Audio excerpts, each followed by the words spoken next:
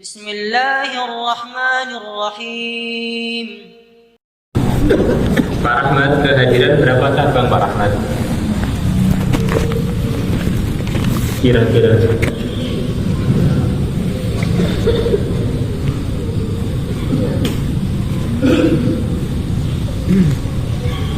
siapa yang bisa menunjukkan absennya? Ini sudah pada sarapan belum ini? Belum. Orang itu bagusnya sarapan apa tidak?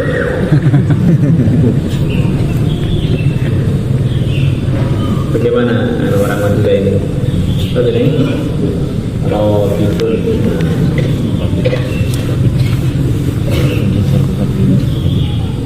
ya ini sore. Ini santri sudah tadi lampu. Alhamdulillah.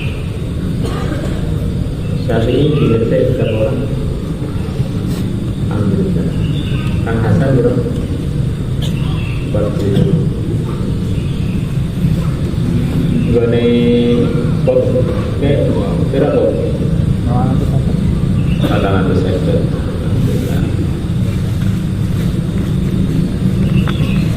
Itu yang padan kan punya cabang yang seperti India, padan India.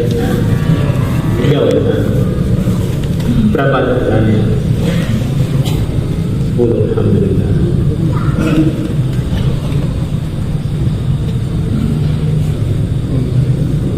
Berapa yang bisa disampaikan? Oh, tidak. Dihitung. Kira-kira berapa cabang yang hadir ya?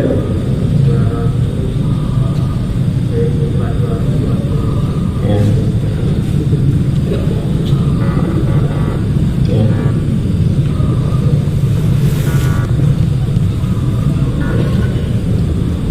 Nah, di 230-an ada. Alhamdulillah.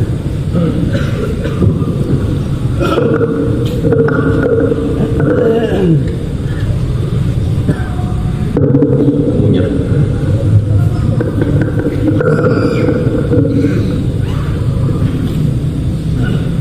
Nahmaduhu wa nusalli wa nusallimu ala rasulihil karim amma ba'd.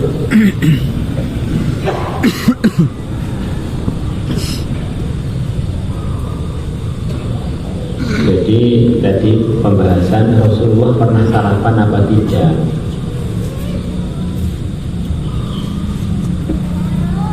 Banyak ulama yang mengatakan jelas pernah. Dalilnya apa? Rasulullah selepas sholat subuh pulang ke rumah Sallallahu Alaihi Wasallam, tanya pada istri beliau, hal indaki syai'un, di rumah ada makanan apa tidak? Kalau ada beliau sarapan, kalau nggak ada puasa. Berarti kan sarapan, ya kan? Hadis itu tidak sering kita baca kan? Nah, itu diantara dalilnya para ulama bahwa Nabi pun sarapan. Tapi kalau sarapannya nggak ada, nggak marah, puasa. Jadi sering nggak nyampe sarapan gimana? Loh, sunnahnya kan puasa kalau nggak ada sarapannya.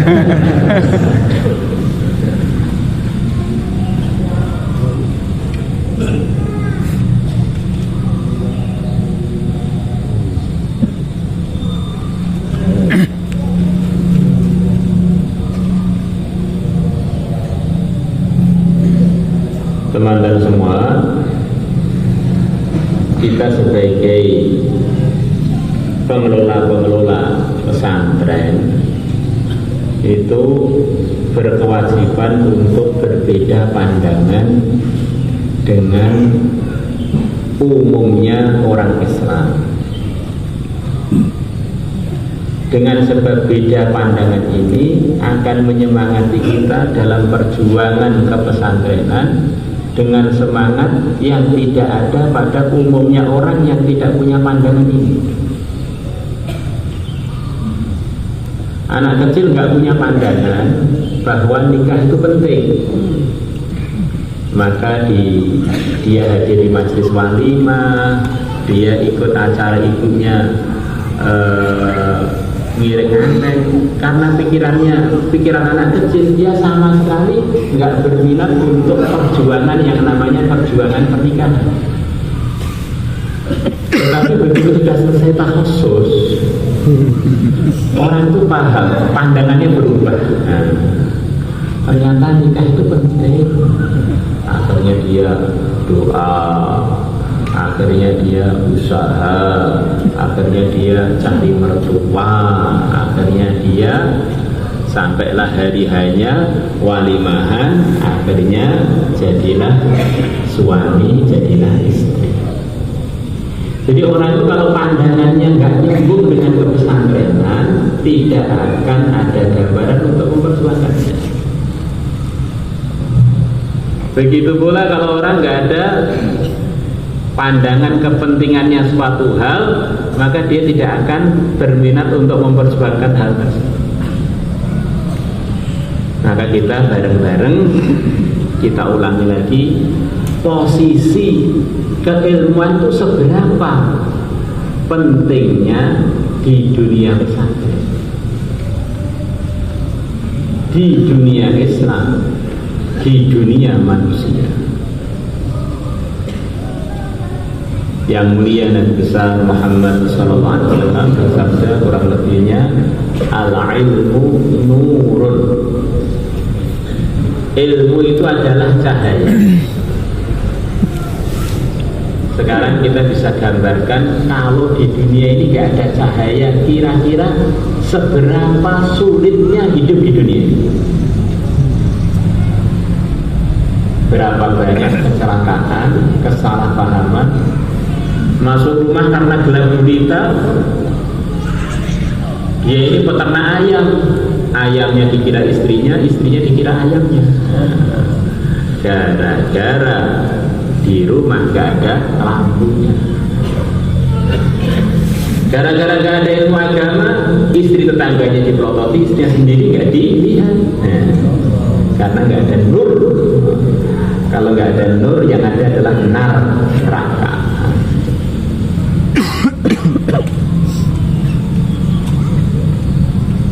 Kemudian yang kedua, para anbiya semuanya datang ke dunia ini untuk membuat arahan-arahan kebenaran dari Allah.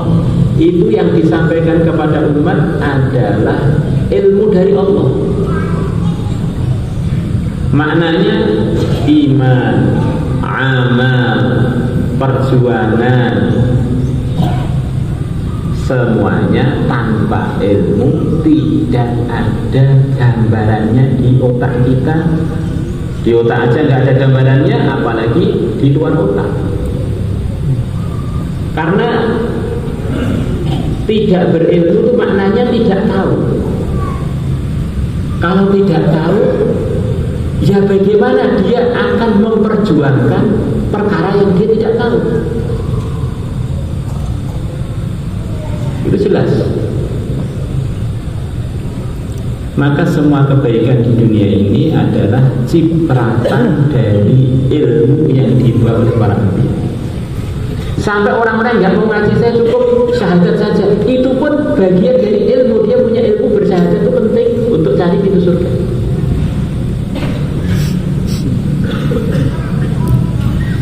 Jadi orang itu kalau tanpa ilmu seperti kertas putih yang belum ada tulisannya sama sekali. Dibaca itu belum bisa. Seperti anak bayi yang belum belajar, diajak kerja sampai apapun belum bisa, wong dia ini memang kosong.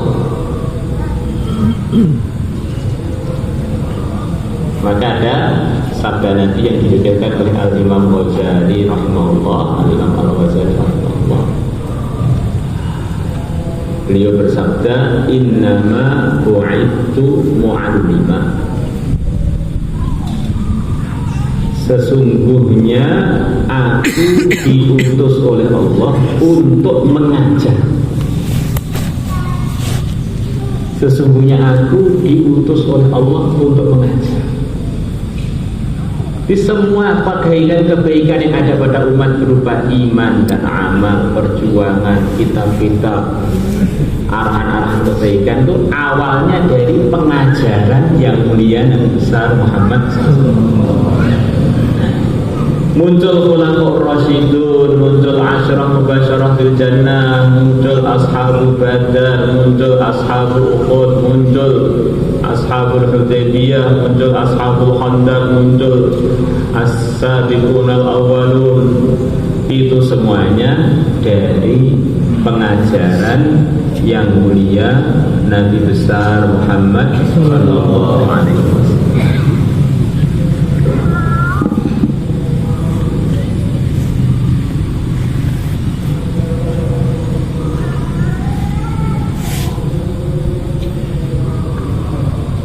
Maka berarti sumber dari segala sumber kebaikan adalah ilmu. Sudah orang yang menafikan pesantren sekarang dia suruh bilang, kamu dapat tahu bahwa Islam itu penting dari mana? Kamu dapat tahu dakwah itu penting dari mana? Kamu dapat tahu bahwa ini adalah berpahala dari mana? Mesti balik lagi ke ilmu. Sampai yang tidak mau ngaji pun mengaku ilmu itu penting. Bahkan yang bertanya, saya tak milih amalan ini saja. Lah kamu kok bisa milih tahu ini namanya amalan dari mana? Dari ilmu juga. Jadi sampai orang yang gak suka ilmu terpaksa juga dia ini belajar kecipratan belajar ilmu. Karena artinya tidak berilmu itu ya itu tadi. Gak tahu sepiye. Dan begitu hebatnya ilmu tuh teman-teman semua. Orang yang gak punya dikatakan punya loh, senang. Ngaji juga belum, belajar juga belum, bahkan dia hanya jadi tetangganya orang yang di samping pesantren, bukan tetangganya orang pesantren. Dia dipanggil Ustaz Sowenan, dan dia tidak bilang saya bukan Ustaz Sowenan. Orang yang nggak punya ilmu dikatakan nggak punya itu loh marah. Saking mulianya ilmu. Goblok kamu. Padahal goblok beneran. Marah-marah kamu ngatain saya goblok. Dan memangnya kamu pintar? Bisa kelahi gara-gara dia diomongi goblok padahal beneran itu. Jadi sampai orang yang mau ngaji bahkan menafikan pesantren itu, kalau dia dibilang goblok marah. Berarti dia paham bahwa kalau dia nggak bawa ilmu itu malah hina gitu. Luar biasa ilmu itu. Ilmu agama nempel di anjing, menjadi anjing itu halal buruan. Ilmu agama nempel di anjing, cinta kepada orang beragama, ada anjingnya Ashabul Kahfi menyebabkan dia masuk surga. Dia nempel pada orang yang punya ilmu kan ada gitu.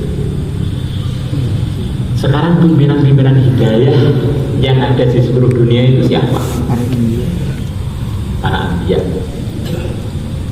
Siapa beliau itu? Orang yang dipilih langsung oleh Allah, diberi ilmu. Ulaikal ladzina hadallah.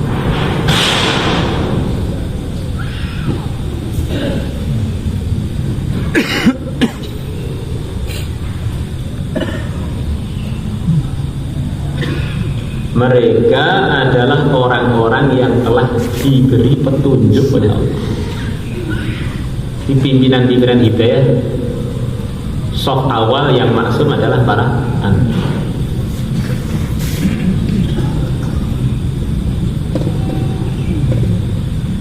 Kemudian yang mewarisi para anbiya itu siapa? Al-ulama'u warathatul anbiya. Jadi yang jadi asbab kebaikan selepas para anbiya kepada umat soft awal ulama.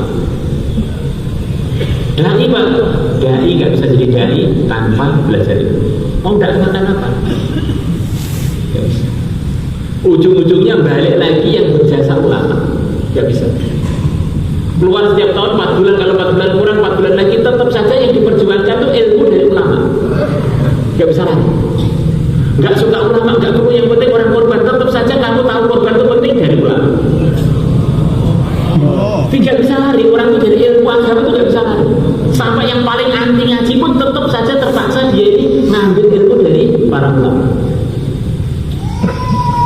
luar biasa. Kita ini nggak perlu orang alim, perlu orang korban. Loh, kamu kok tahu korban itu penting dari mana? Ternyata dari orang alim.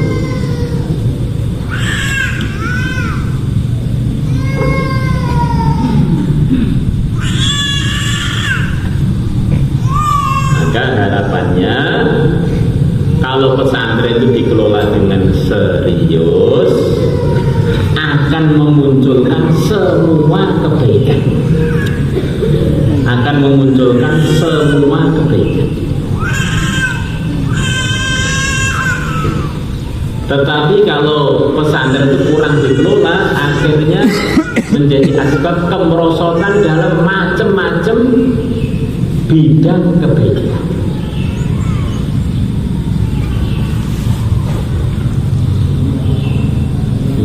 Kita ini diperintahkan oleh Nabi kita untuk menjadi bagian orang benar.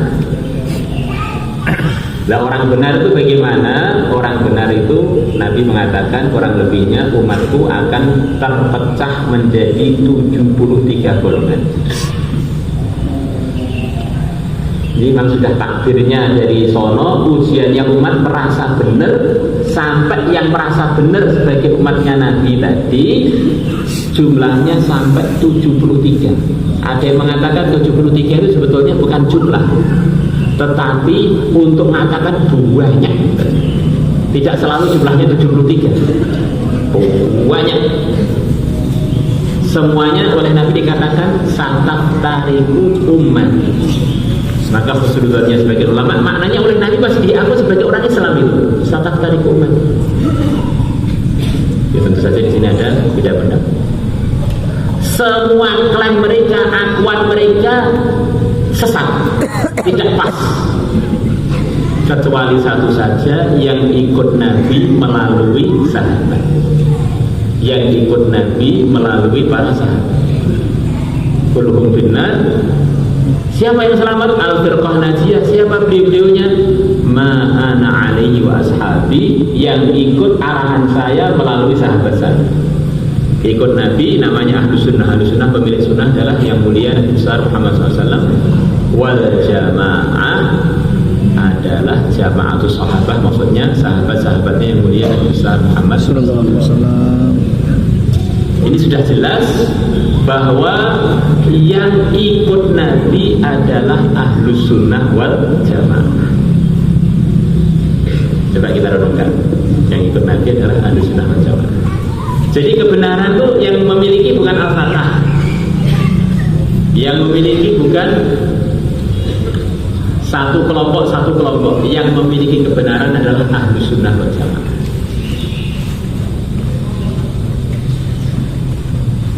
Dan Nabi kita dalam banyak hadis kesimpulannya mengatakan bahwa umat Muhammad ini akan memenuhi 2/3 surga minimalnya.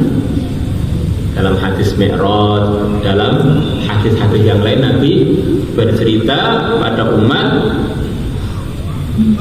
termasuk tafsirnya ayat walal sawfa yu'tika rabbuka fatarda. Itu diantara tafsirnya, Allah telah berjanji pada Nabi kita minimal 2/3 surga diisi oleh umat Muhammad. Coba perhatikan, 2/3 surga diisi umat Muhammad. Berarti umat Muhammad itu kan sampai wafat ke bawah iman mayoritas. Nabi bersabda dalam hadis yang lain, alaikum bisawadil a'wad. Selalulah kalian ikut mayoritasnya umat Islam. Begitu. Udah. Yes. Kok cepat menunjukkan. Bah. Yes, mulai dikit. Kalau nyuntek ya. Nah.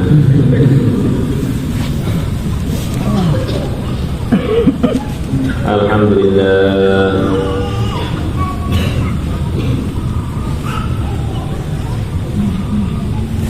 Apa rahasia Nabi bersabda ikutlah mayoritas?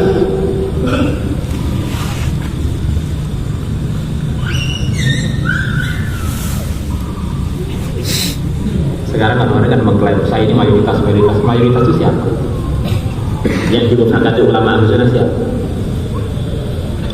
As-sawadul a'dham, mayoritas umat itu ternyata adalah di naungan arahan Ahlussunnah wal Jamaah.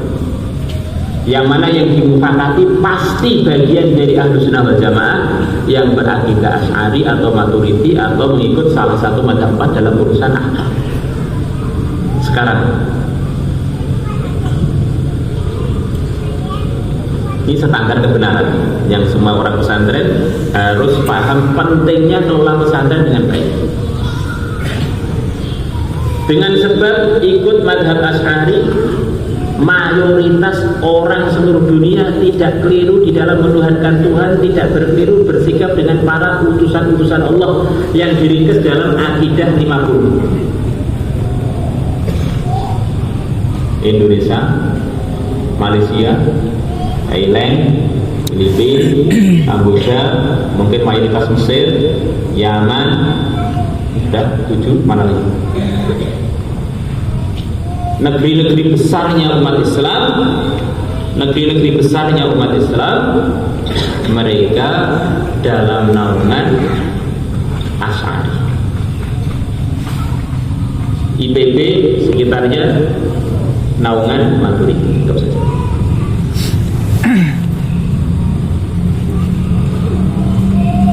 Coba kita renungkan, dengan sebab ikut beliau berdua itu berapa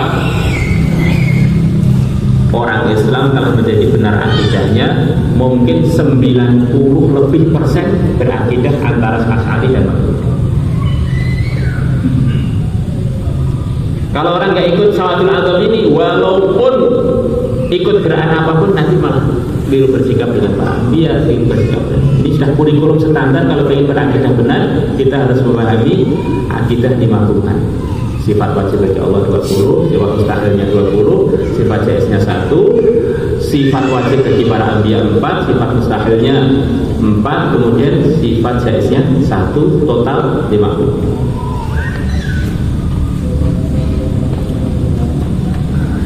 Kemudian urusan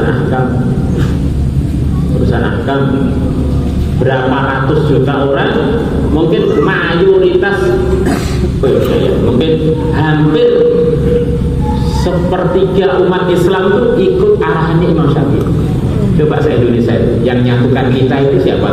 Asy'ari dan Syafi'i. Akhirnya sholatnya sama, kunutnya sama, wiridnya mirip-mirip, akhirnya ahkamnya mirip-mirip, akhirnya orang se-Indonesia hajinya pun minim sekali dari ikhtilaf.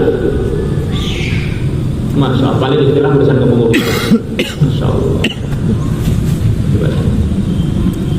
Ini sawadul a'dham, IPB, Masya Allah, sekian ratus juta orang disatukan oleh Hanafi dengan Maturidi.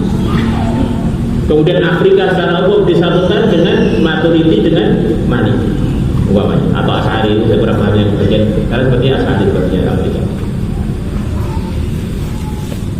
Terus kemudian negeri Teluk rata-rata Hambali.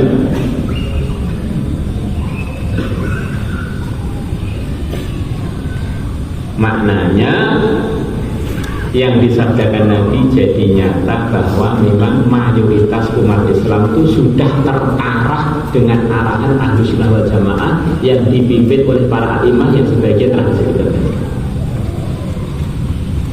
Ini namanya standar kebenaran.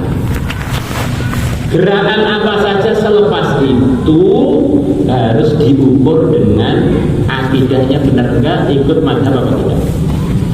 Maka pertama kali rombongan 83 kesini ini, ayah kami tanya, kamu akidahnya apa dan bermadzhab apa tidak? Profesor Abdul Sabur dari Pakistan, supaya tahu ini bagian dari gerakan Ahlussunnah apa tidak. Gerakan yang dipelopori oleh orang Ahlussunnah apa tidak, standarnya begitu. Soalnya kan, maka perkara ini berarti pentingnya. Ini kita merawat persatuan umat yang sebenarnya adalah kalau kita sama-sama bagian dari Ahlussunnah. Ini umat Islam yang 1,5 miliar dinaungan. Sedikit sekali umat Islam yang tidak ikut ini. Sampai orang awam-awamnya pun tanya kiainya itu juga bagian dari Ahlussunnah. Karena orang awam secara umum kan nggak sempat ngaji, mungkin ya sibuk macam-macam, tapi nanti arahnya juga bagian dari Ahlussunnah.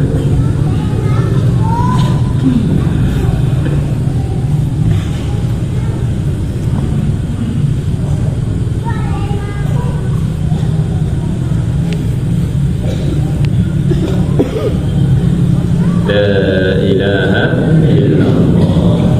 Kira-kira dia kan? Setuju nggak kira-kira? Maka orang umpamanya mondok di Al-Fatah, pondoknya pondok Ahlussunnah, artinya satu.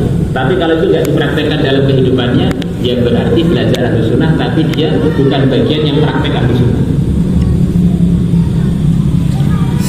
Orang ikut jamaah tabligh, gimana itu? Ya tergantung. Kalau orangnya mempraktekkan Ahlussunnah, ya bagian Ahlussunnah. Kalau enggak, ya tidak. Yang sudah ngaji aja itu kalau nggak dipraktekkan berarti belum praktek, apalagi ngaji. Maka standar kebenaran harus kita ketahui semua, itulah standar persatuan umat Islam seluruh dunia. Ada muktamar yang disepakati, yang nggak ada ikhtilaf karena sama-sama dalam naungan Ahlussunnah wal Jamaah. Muktamar di Sisan, muktamar di Al-Azhar, muktamar di Az-Zaitunah, muktamar di macam-macam negeri. Yang sampai sekarang terus berkelanjutan, muktamar di Turki. Maka beberapa puluh tahun yang lalu datang rombongan dari Yordania. Yordania ini banyak terpengaruh dengan Syekh Al-Albani rahimahullah. Mengarah madhabnya itu madhab jumhur, madhab tarjih, madhab jumhur. Maka mereka ikut muktamar di Mesir, membahas qadaya al-fiqh al-mu'asir, apa itu permasalahan fikih masa kini. Orang Mesir mereka memberikan pendapatnya, orang negeri Syam pendapatnya, orang negeri-negeri yang lain termasuk negeri Saudi juga mengeluarkan pendapatnya. Terus orang-orang Yordan nunggu, terus kok nggak diberi bagian. Jadi kepada kami langsung. Kebetulan ulama-ulama yang sana sebagian adalah jamaah tabligh. Maka mereka bilang ini majelis sudah mau selesai, lah kok kami nggak diberi bagian ini gimana? Maka bagian apa itu pembawa acaranya bilang ini majelis ini untuk Ahlussunnah wal Jamaah. Dan orang Yordan kita belum tahu ahkamnya merujuk kepada siapa. Tapi merujuk pada jumhur nggak ada. Semua negeri Islam nggak tahu dalam Utsmaniyah sebelumnya selepas ada para imam 4 itu selalu merujuk pada salah satunya. Tidak ada terus negara mandiri kemudian madhabnya madhab jumhur sampai Saudi yang secara akidah katanya Salafi ikut Ibnu Taimiyah, itu pun tetap ahkamnya merujuk Hambali. Gimana? Selama kalian belum merujuk salah satu madhab, kita tidak akan memberi porsi usulan dari antum, karena antum bukan bagian yang ma'ruf di dalam pengaturan Islam. Akhirnya mereka pulang. Kalau kita ini nggak bermadhab, ternyata nggak diterima di muktamar Islam. Ternyata pendapat kita dianggap nggak bermutu karena itu nggak diyakini bahwa bagian dari yang diajarkan Nabi kepada para sahabat dinukilkan sampai kepada orang sekarang. Akhirnya mereka musyawarah ya, secara umum para muhaddisin itu dalam kutub sitah itu banyak banget fatwanya itu seperti mazhab Syafi'i, mungkin sudah 80%-an mungkin. Ya, mereka bilang kita jadi Syafi'i aja karena itu sudah seperti fatwa harian kita. Selepas itu baru ketika muktamar ulama-ulama Yordan diberi waktu bekerja. Ini perkembangan alam al-Islami kita sebelum itu harus bisa. Waktu muktamar Sisan kemarin jadi ulama seluruh dunia difatwakan Saudi bukan Ahlussunnah wal Jamaah dalam bagian akidah. Difatwakan resmi. Karena akidah usul salatah itu nggak dikenal kecuali selepas munculnya Syekh Ibnu Taimiyah, yang mana muncul beliau tahun 600 Hijriah, yang mana berarti putus pemahaman dengan sahabat 6 abad. Wah, pada pikir mereka lewat pemerintah itu minta Al-Azhar nyopot fatwanya itu, terus ulama-ulama dunia lainnya nggak bisa kan begitu. Itu kok perkara nggak dikenal secara ilmiah, maka itu kita nggak berani bilang itu bagian dari akidah Ahlussunnah wal Jamaah. Ya, akidahnya orang Islam dari Saudi yang tidak kredibel, yang tidak diakui oleh sawadul azam mayoritas Ahlussunnah wal Jamaah. Karena usul salatah itu sepertinya isinya bagus, tapi pengarahnya adalah selain mereka tidak ada yang benar. Selain mereka dianggap Islamnya itu perlu diperbaiki lagi akidahnya. Dan urusan inilah Syekh Ibnu Taimiyah akhirnya di penjara, bahkan akhirnya wafat di penjara. Ini salah satu gambaran bahwa kita ini adalah bagian, bukan mandiri kan, bagian teruskan perjuangan Ahlussunnah wal Jamaah. Kita ikut jamaah tabligh kenapa? Sebagian dari kita, mungkin sebagian juga enggak. Itu karena itu masih kita anggap bagian dari gerakan di dalam grupnya Ahlussunnah wal Jamaah. Terus standarisasi jamaah tabligh benar apa tidak, bagaimana standarisasinya? Ya karbornya Ahlussunnah wal Jamaah apa tidak. Jadi akhirnya ada karbor benar dan karbor tidak benar, tergantung pribadinya masing-masing. Karena itu gerakan ini bukan namanya Ahlussunnah, gerakan di dalam kalangan umat Islam. Bisa benar, bisa nggak benar, bisa ADRT-nya benar, kemudian oleh oknumnya nggak benar, itu longgar. Tapi kalau Ahlussunnah sudah ada kurikulumnya yang baru. Maka kewajiban semua yang dicatat menjadi pejuang-pejuang Ahlussunnah wal Jamaah. Kalau sudah itu guyon namanya guyon itu dianggap serius juga nggak apa-apa, karena guyonnya pun kita usahakan tidak keluar dari kebenaran. Kalau orang sudah jadi Ahlussunnah wal Jamaah bergerak kepada umat, itu juga benar. Tidur dengan istri juga benar. Nggak mau gerak belas juga benar. Kok begitu arahannya? Jangan marah dulu.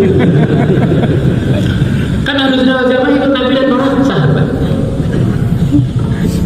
Siapa yang tahu pembuka Persia siapa kan? Pimpinannya siapa? Sa'd bin Abi Waqqas. Betul? Pertempuran Qadisiyah? Ya, Sa'd bin Abi Waqqas, jenderal tertinggi, pamannya Nabi dari ibu, mujabud dakwah, kalau doa langsung kes makbul, telah jebol negeri terbesar dalam sejarah manusia yang ada waktu itu, habiskan pasukannya Sa'd bin Abi Waqqas. Menjelang beliau wafat, Muzlah aman wedus sampai sawafatnya. Itu dalam kitab Majarrah.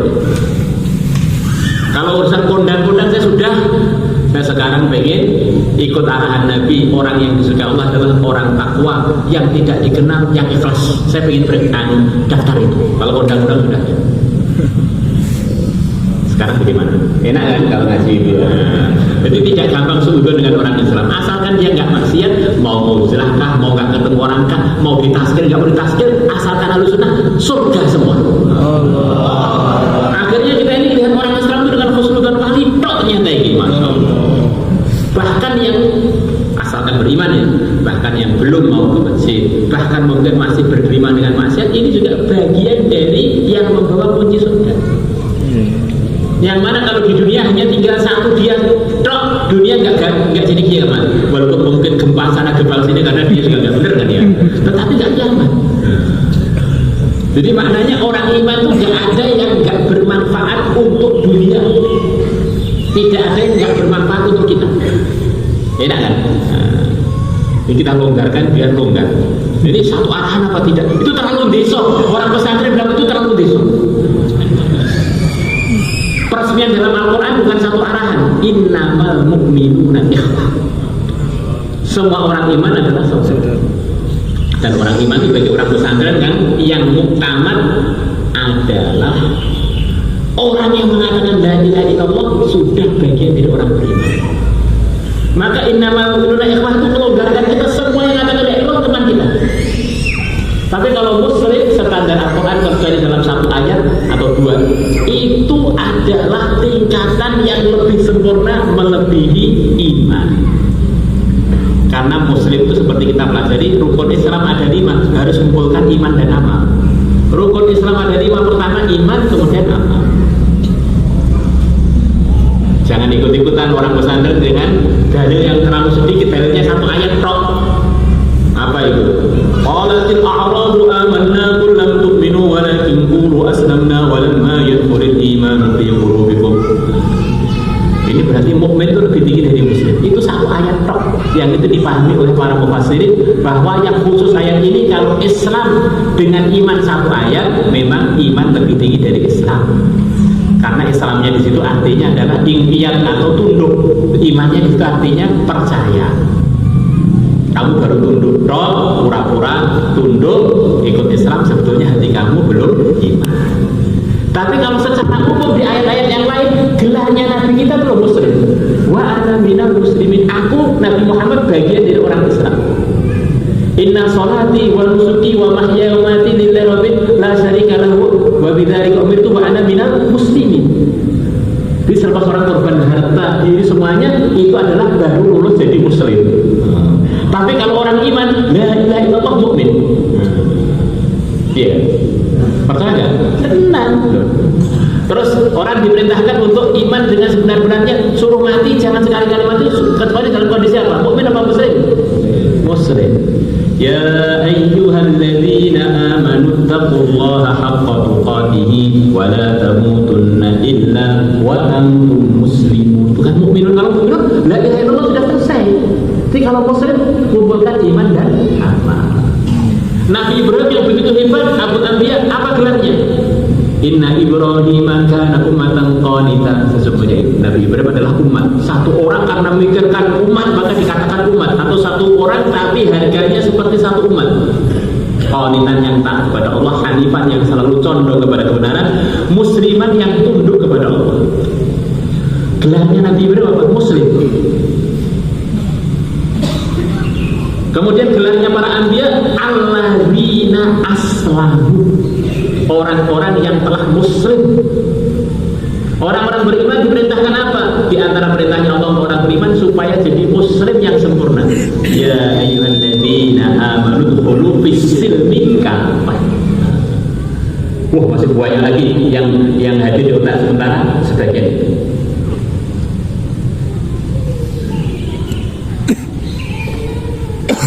Kita mengatakan rukun Islam ada 5. Lepas itu mengatakan tempat lain mukmin itu lebih tinggi dari muslim, lebih gitu kan kita. Untuk mengajak orang beriman itu dengan la ilaha illallah langsung jadi. Tapi untuk muslim rukun Islam ada 5. Nah, syahadat tak cukup untuk jadi muslim, itu jadi mukmin. Jadi muslim syahadat, sholat, zakat, puasa, haji itu jadi muslim yang sempurna menunaikan rukun Islam. Ini kita sendiri hari-hari seluruh dunia standarnya harus sama sama. Rukun Islam ada 5. Terus jangan kita lupa mukmin lebih tinggi dari muslim. Ini berarti antara omongan dan pemikiran nggak nyambung.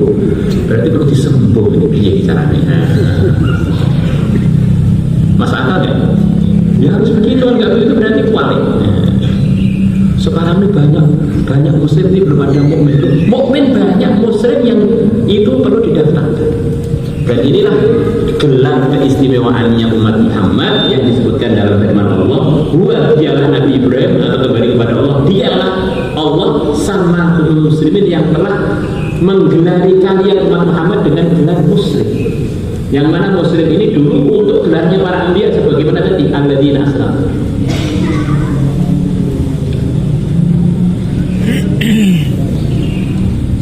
maka maknanya akan muncul di kalangan umat Muhammad bukan nabi, bukan rasul, tetapi amalannya begitu baik sampai layak digelari sebagai muslim.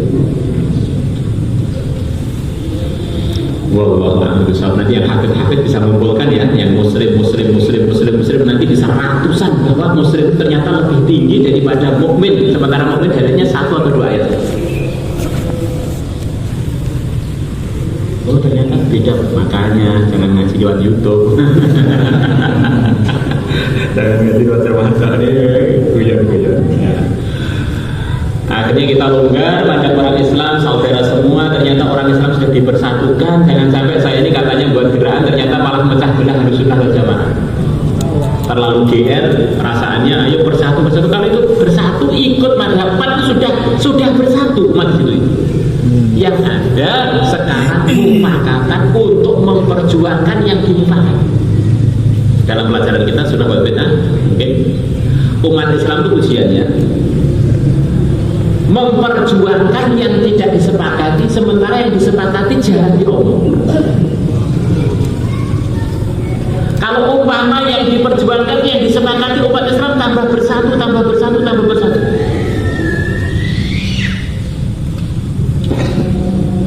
Dengan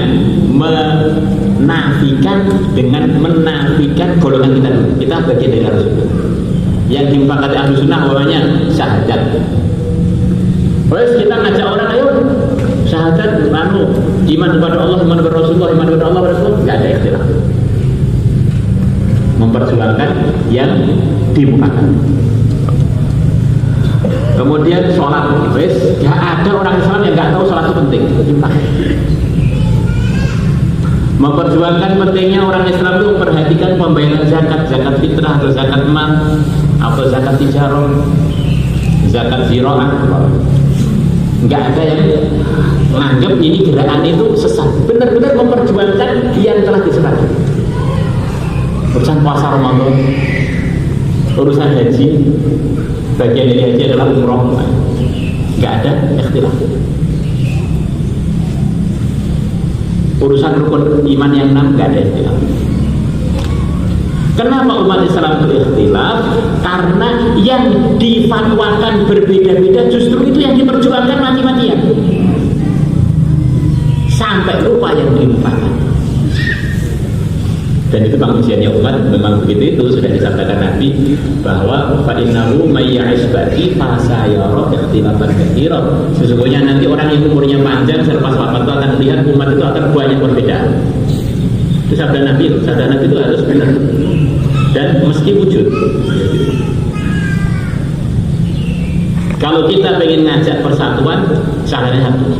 Sawadul Azam kembali pada Ahlussunnah, teman kita langsung banyak, mayoritas umat Islam seluruh dunia. Walaupun mungkin sebagian sudah amal, sebagian belum amal. Enak kan? Kalau sudah kita punya pemahaman begitu, itu berarti pesantren kita ini karena bagian dari Ahlussunnah wal Jamaah bisa kerjasama dengan semua muslim seluruh Indonesia, semua lembaga seluruh Indonesia kecuali lembaga yang merupakan sesat. Oh ternyata saya ini berjuang gak sendiri, tetangga saya juga bagian dari saya. Ternyata pesantren sampai itu bagian dari saya, walaupun mungkin kurikulum pelajarannya berbeda. Akhirnya kita bisa saling cari titik temu untuk memperkuat silaturahmi antar umat, bahkan silaturahmi antar Ahlussunnah wal Jamaah di titik-titik temu yang sesuai. Karena setiap pesantren punya prinsip. Makanya pesantren kita punya prinsip menghidupkan sholat jamaah dipentingkan, menghidupkan sunnah-sunnah dipentingkan, menghidupkan amalan-amalan dakwah dipentingkan. Yang lain mungkin prinsipnya bisa berbeda, tetapi isinya itu adalah sebetulnya masih banyak kita temu karena sama-sama umat yang mayoritas yaitu bagian dari Ahlussunnah wal Jamaah. Akhirnya kita bisa senyum dengan siapapun, yang mau ditaskil juga senyum, nggak mau ditaskil juga senyum, yang mau kerjasama juga senyum, yang nggak mau kerjasama juga senyum-senyum. Akhirnya wajahnya alumni-alumni kita dan cabang kita itu wajah yang enak untuk dipandang, karena bukan kumpulannya orang yang radikal merasa benar sendiri. memangnya kunci surga diserahkan pada pesantren Al-Fatah toh? Nah, pada cabangnya kan tidak, diserahkan pada setiap mukmin. Kalau kita nggak bisa punya titik temu pun, itu tetap orang iman lebih mahal daripada dunia dengan segala isinya, lebih mahal daripada Ka'bah. Itu sudah sepakat. Ka'bah berkali-kali hancur, dunia tidak kiamat. Orang iman nggak ada di dunia, langsung terjadi hari kiamat. Orang bisa menghargai Ka'bah, kenapa nggak bisa menghargai orang beriman? Hanya gara-gara tidak satu arah. Ini guyon yang guyon. Hanya gara-gara tidak satu pergerakan, hanya gara-gara tidak satu mertua, hanya gara-gara tidak satu klan, hanya gara-gara tidak satu nasab. Itu terlalu desa, pemikiran terlalu desa, terlalu sempit. Kita punya dagangan, tapi janganlah menafikan bahwa pedagang-pedagang lain itu juga punya dagangan. Orang itu kalau bilang saya laki-laki, apalagi yang bilang saya, ya pantas-pantas saja. Istrinya 4, anaknya 29, kan mestinya pantas-pantas saja. Tetapi kalau saya bilang yang laki-laki hanya saya, sama aja tersinggung semua. Pondok Al-Fatah bagian dari Ahlus Sunnah, gerakannya juga bagian dari Ahlus Sunnah. Tetapi kalau kita bilang satu-satunya yang benar adalah kami, itu nyinggung orang, akhirnya pondok gak berkembang. Jadi bedakan antara kebenaran dengan satu-satunya yang benar. Kadang-kadang orang itu kalau nggak diajak sama terus jadi sempit. Orang itu nikah satu, ini bukan nabi nikah ya, nikah ibu nggak usah khawatir. Pokoknya kalau suami itu nggak ada takdirnya, seluruh dunia nyarikan tuh nggak akan dapat. Ada orang dia ini nggak suka nikah, umpamanya dimulai dari yang tidak sensitif dulu, nggak suka nikah. Kemudian dia fatwa yang terbaik adalah tidak nikah. Ini namanya kan salah. Nggak nikah itu boleh aja, asalkan nggak maksiat. Karena di antara sabda Nabi, orang paling ringan hisabnya nanti pada kiamat adalah al-khafiful had alladzi la ahla lahu wa la walad, atau kama jaa hadis. Nanti hari kiamat orang yang paling ringan hisabnya adalah orang yang ringan bebannya, orang yang nggak punya istri, nggak punya harta. Mau dihisab sudah nggak ada apa-apanya, surga langsung surga. Allah. Mau hisab itu paling banyak ya karena urusan harta, urusan istri kan ya. Ada orang yang takdirnya istri satu. Yang benar di istri satu itu, yang istri dua itu nggak setia dengan istri pertama. Kawan-kawan, nek bojomu wis itu ya omong, aku bojoku situ ojo menyek sing bojone loro. Kanjeng Nabi lho. Oh iya. Ini omong-omong ngati-ngati lho. Jadi jangan sampai karena kita ini punya rawatan, dan rawatan itu bagian kebenaran, kemudian kita menafikan kebenaran yang lain. Dan itu sering terjadi dalam kehidupannya pengelola-pengelola, karena orang itu biasanya akan fanatik dengan apa yang dikelola harian. Fanatik, akhirnya malah jadi dia bukan bagian dari umat yang fleksibel. Jadi nggak menarik lah, perasaannya benar sendiri.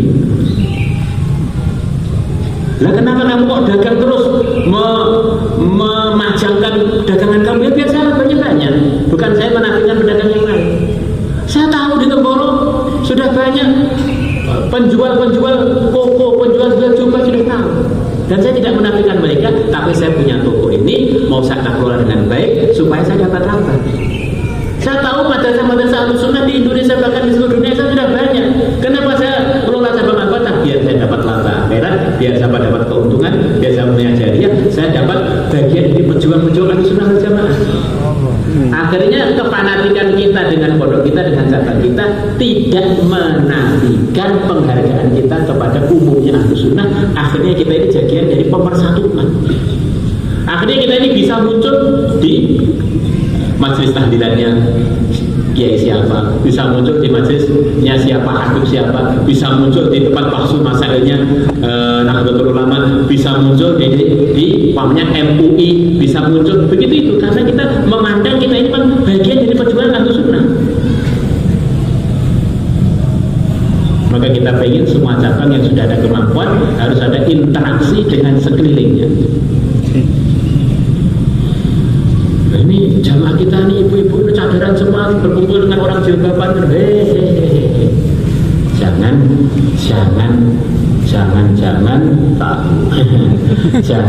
Jangan tergesa-gesa dulu.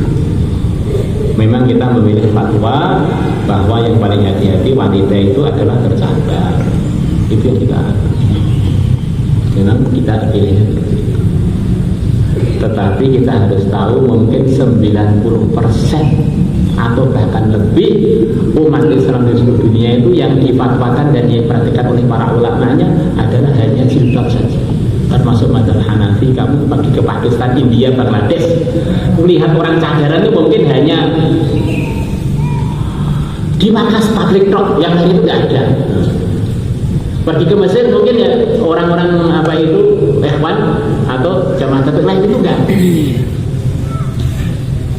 Kalau di Yaman paling ditarik saja, selain itu enggak ada.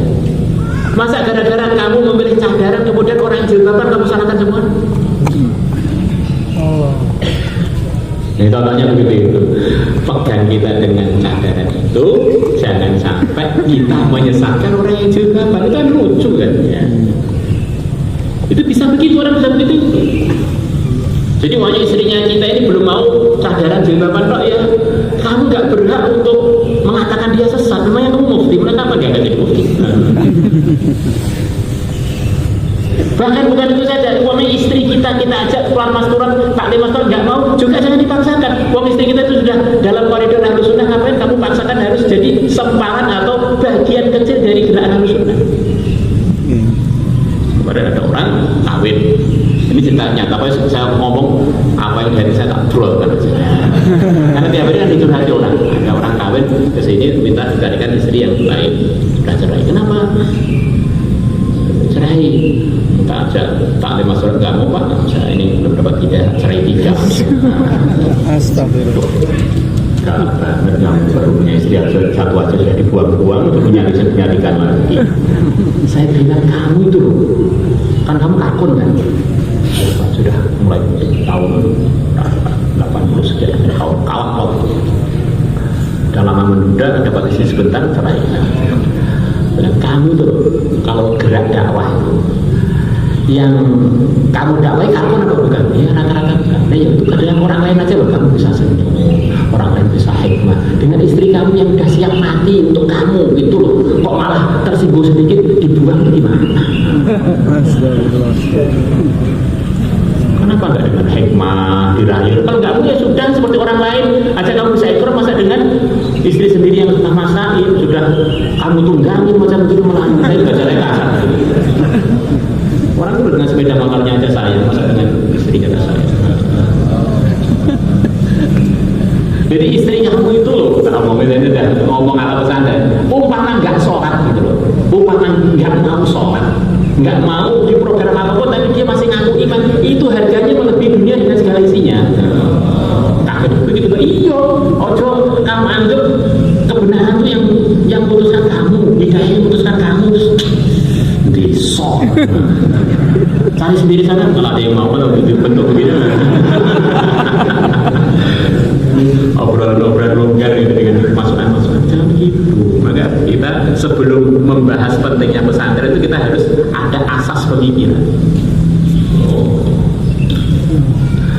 Maka pesantren kita kelola dengan semaksimal yang kita mampu. Antaranya pertama kali kita ini orang iman, pertama kali tawajuh kepada Allah. Dia harus ada acara tiap hari, bahkan berkali-kali tiap hari untuk mendaftarkan pesantren kita kepada Allah. Waktu sholat, waktu lepas sedekah, waktu lepas baca Quran, waktu lepas jaulan atau tengah-tengah jaulan, waktu kita tahajud, supaya pesantren ini diterima oleh Allah, berkah, jadi asbab munculnya semua kebaikan. Dia jalan terus sering bilang nih, jasanya pesantren itu telah mengeluarkan para imam, para tokoh-tokoh perjuangan, tokoh-tokoh kebaikan mulai zaman Nabi sampai nggak terputus sampai di kiamat, termasuk diantaranya Syekh Ilyas. Adapun gerakannya Syekh Ilyas sendiri, gerakan murni gerakan beliau itu untuk menyemangati orang mengamalkan agama, tapi gerakan itu sendiri belum jadi tempat untuk membentuk, itu tempat untuk menyemangati. Maka putra-putranya Syekh Ilyas tetap dipondokkan, putra-putranya Syekh Yusuf tetap dipondokkan, putra-putranya Syekh Sa'ad tetap dipondokkan, karena memang jamaah tabligh itu adalah jamaah motivasi. Selepas orang termotivasi, ternyata yang didik adalah lembaga keilmuan. Dan kadang-kadang orang-orang jeli dianggap ini adalah tempatnya tarbiyah tuntas. Ya keliru. Coba kita bisa belajar nggak sholat dari kurikulum 6 sifat? Nggak bisa. Harus tanya pada yang ahlinya. Ini motivasi jangan sampai dijadikan asas ahli sunnah, motivasi supaya kita ikut Nabi, ikut sahabat. Itu caranya gimana? Tanya pada para ulama. Maka orang keluar setiap hari, setiap tahun 4 bulan, kalau nggak diteruskan ngaji di sekelilingnya, nanti sampai kapanpun baca Quran belum bisa, sampai kapanpun salat kecocokan belum bisa, sampai kapanpun duduk belum bisa, karena memang ini tempat motivasi, bukan tempat untuk pendidikan yang tuntas. Maksudnya ya tentu saja ada pendidikan yang marah, tidak ada pendidikan. Sementara jamaah tabligh itu sendiri belum bisa mengeluarkan ustaz walaupun satu.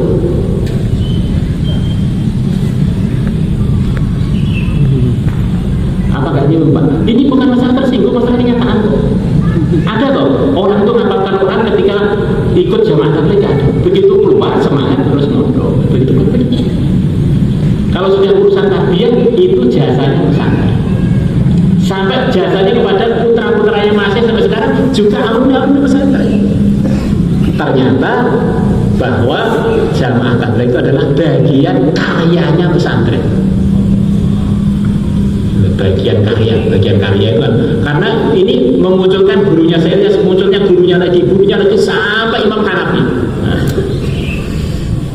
Tapi kalau gerakan kebaikan yang muncul dari pesantren itu nggak terhitung. Pesantren dengan arti lembaga keilmuan ya.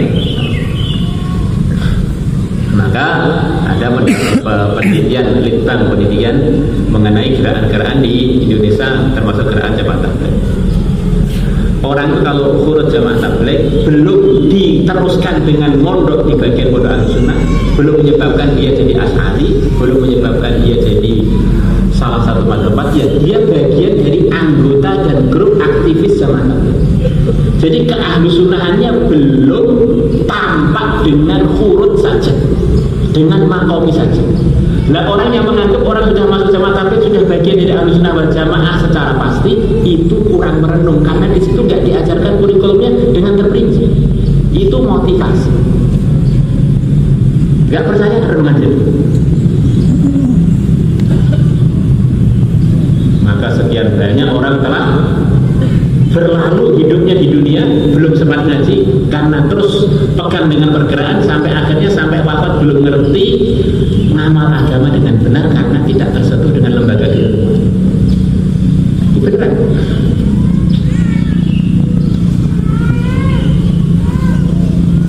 La ilaha illallah. Daftarkan kepada Allah.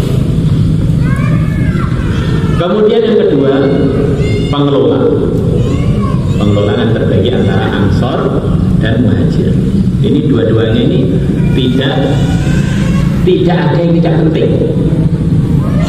Maka para ustadz harus ngerti kepentingannya para Ansor, orang Ansor juga ngerti kepentingannya para ustadz. Memang dunia ini isinya itu orang berbeda-beda supaya ada kerjasama. Kalau sama-sama kita repot, bentuk kerjasamanya itu bagaimana? Sebab berbeda akhirnya ada bentuk kerjasama. Laki dan perempuan berbeda, akhirnya ada kerjasama bareng-bareng buat anak. Coba kalau sama, akhirnya home.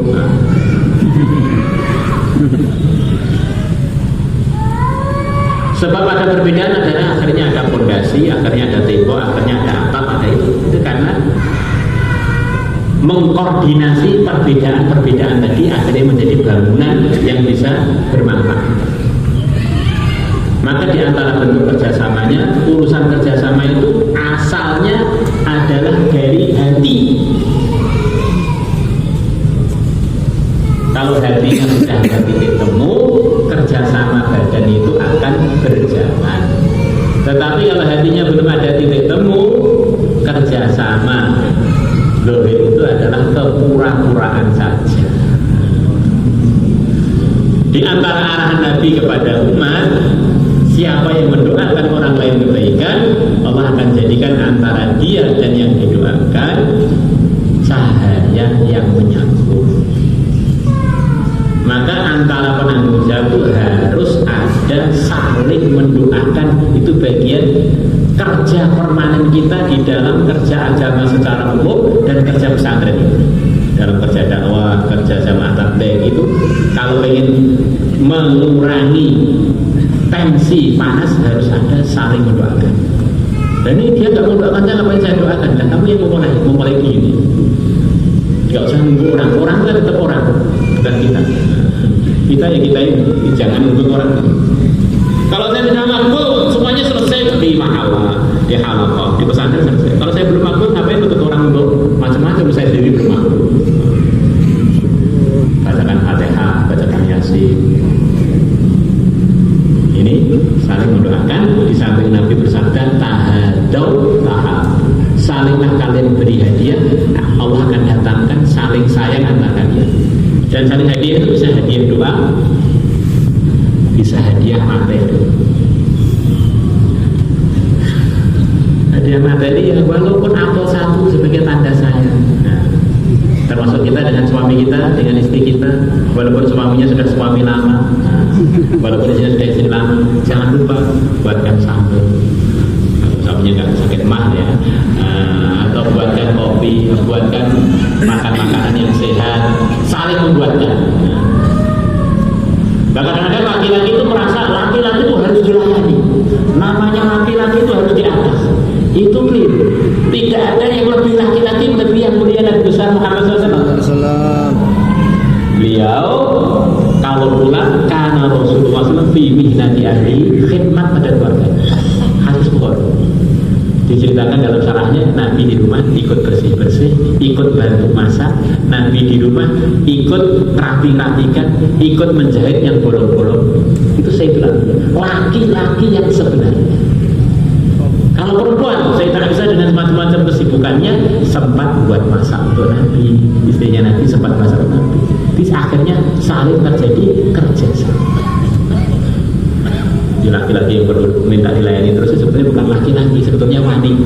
Kewani-wanitaan yang di posting punya jenggot seperti laki-laki. Laki-laki tugasnya itu mengayomi, melayani, mencintai, kemudian menafkahi laki-laki. Tapi kalau dilayani, dinafkahi, diperhatikan itu betina. Ini kan dunia laki-laki biar ibunya itu semangat. Tapi laki-laki itu kelemahannya karena dulu itu pertama kali melihat itu perempuan dan pertama kali dia ini juga di perutnya perempuan. Laki-laki itu paling terpengaruh dengan perempuan. Nanti siapa marah sebetulnya laki-lakinya nggak marah karena ibu-ibunya tengkar, akhirnya laki-lakinya udah tengkar. Sering terjadi begitu. Maka pemicu kebaikan di cabang dan di umat itu adalah diantaranya dorongan wanita diceritakan. Pemicu pertempuran dan pertengkaran juga wanita. Maka arahan tadi diantaranya ada juga laki-laki yang provokator juga. Tapi biasanya provokator itu wanita. Nabi Yusuf aja ke penjara gara-gara wanita. Jadi laki-lakinya doakan istrinya, istrinya doakan laki-lakinya, dan antar pengurus saling doa. Insyaallah. Kemudian di antara, kita dalam kitab majalah, di antara tanda orang itu ngurus sesuatu itu serius kalau dibuat perincian-perincian setiap yang diurus, atau istilahnya divisi-divisi, atau istilahnya apa jenenge seksi-seksi, departemen-departemen. Kalau orang semuanya diurus jadi satu kelompok tanpa ada perincian-perincian, itu menunjukkan pengurusannya belum serius. Dibuat tim-tim. Ingat ya, pesantren kita kalau belum mengarah buat tim, itu berarti masih kurang serius. Maka di dalam kita baca kitab ada faslun perincian. Tadi sudah diterangkan global, diperinci lagi.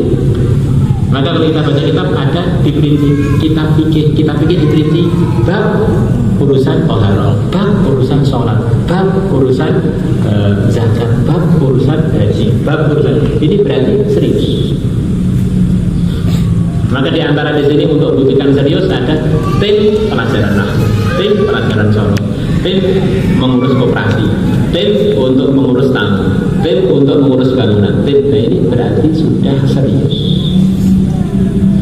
Yang belum mengarah ke situ itu diharapkan secepatnya untuk dibentuk gambaran-gambaran kan, supaya ada yang fokus, kemudian nanti disatukan dari satu majelis untuk koordinasi dan untuk saling berikan masukan apa yang lemah di situ dikuatkan.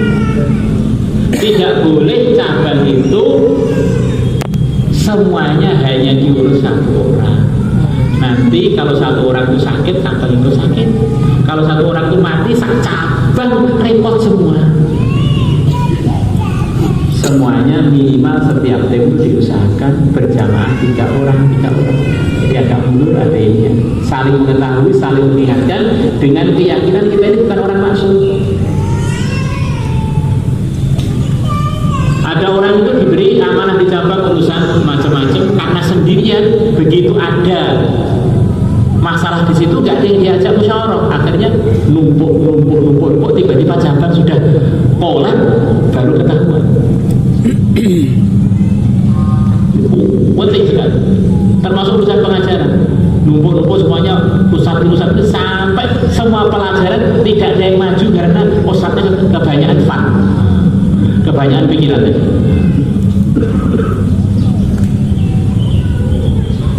Pertama didaftarkan kepada Allah, kedua saling mendoakan, ketiga dibentuk kerjasama. Di antara bentuknya adalah di pesantren itu dibuat divisi-divisi yang saling kerjasama. Setiap divisinya diusahakan minimal 3 orang atau bahkan lebih.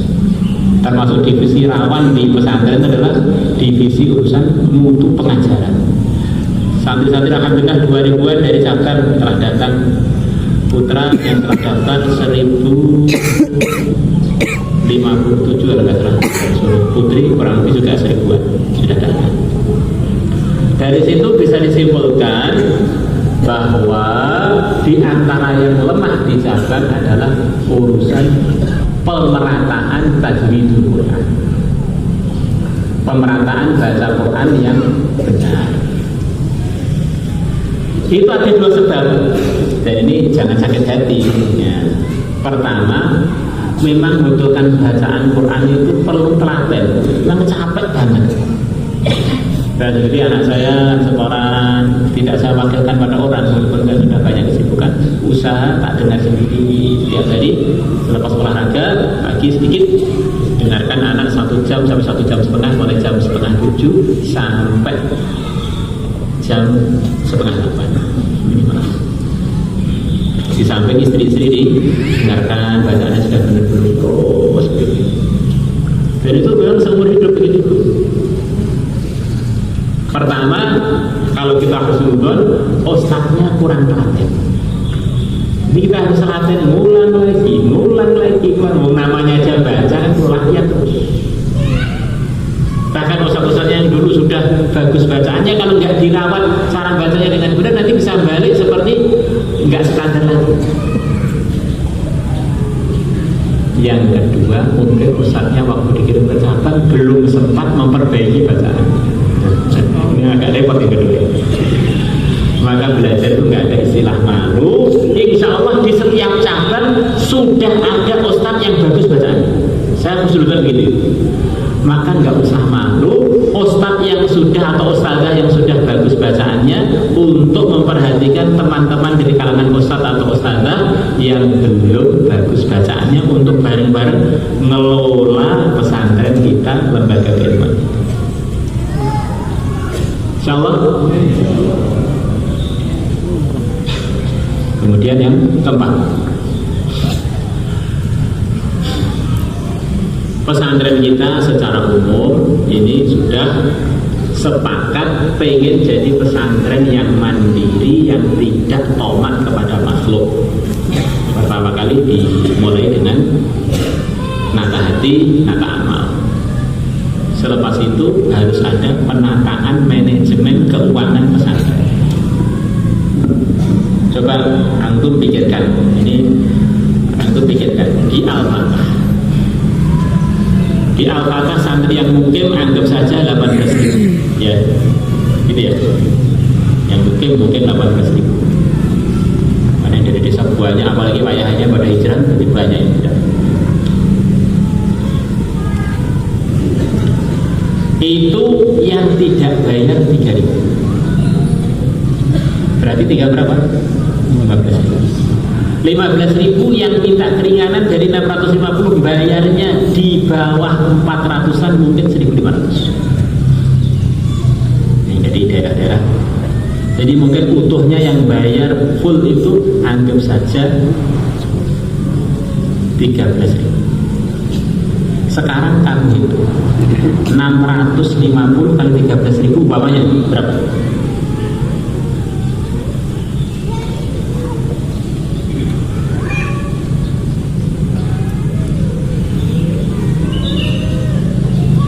Ajak berdua bareng-bareng. Kira 8 miliar itu uang receh kan. 8 miliar itu uang receh untuk mengelola 17.000 orang. Gajinya ustaz setiap bulan 2 miliar.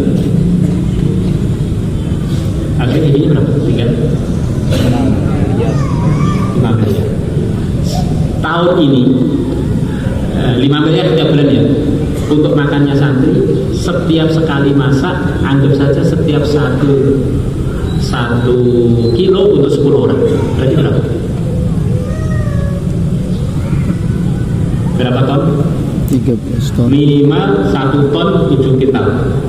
Itu yang kurang ya. 1 ton 7 kintal. 1 ton 7 kintal kali 2. Berarti berapa ya? 3 ton berapa?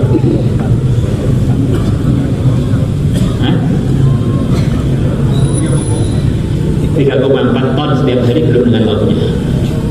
Anggap saja setiap kilo apa itu 10.000. 10.000 kali 37 berapa? 37 juta. 370. Enggak, 37 juta. Kan 3 ton 7 di 3 juta 700. Ya kan? 10.000 kali 3 ton. 1 ton ya berapa? 1 ton kali 10 juta. Kan 3 ton, 37 juta. Nah, ya 37 kamu kalikan 1 bulan. Pas kesimpulannya kalau pakai uang itu tidak akan bisa bangun mepet-mepet. Tahun ini kita bangun kurang lebih, belum lagi kalau santri kurut dihitung, kalau santri kurut dengan tahun berkurang karena kurutannya bayar separuh, belum lagi dengan perkurangan berkurang kurang lebih dengan perkurangan yang hanya separuh 2 miliar.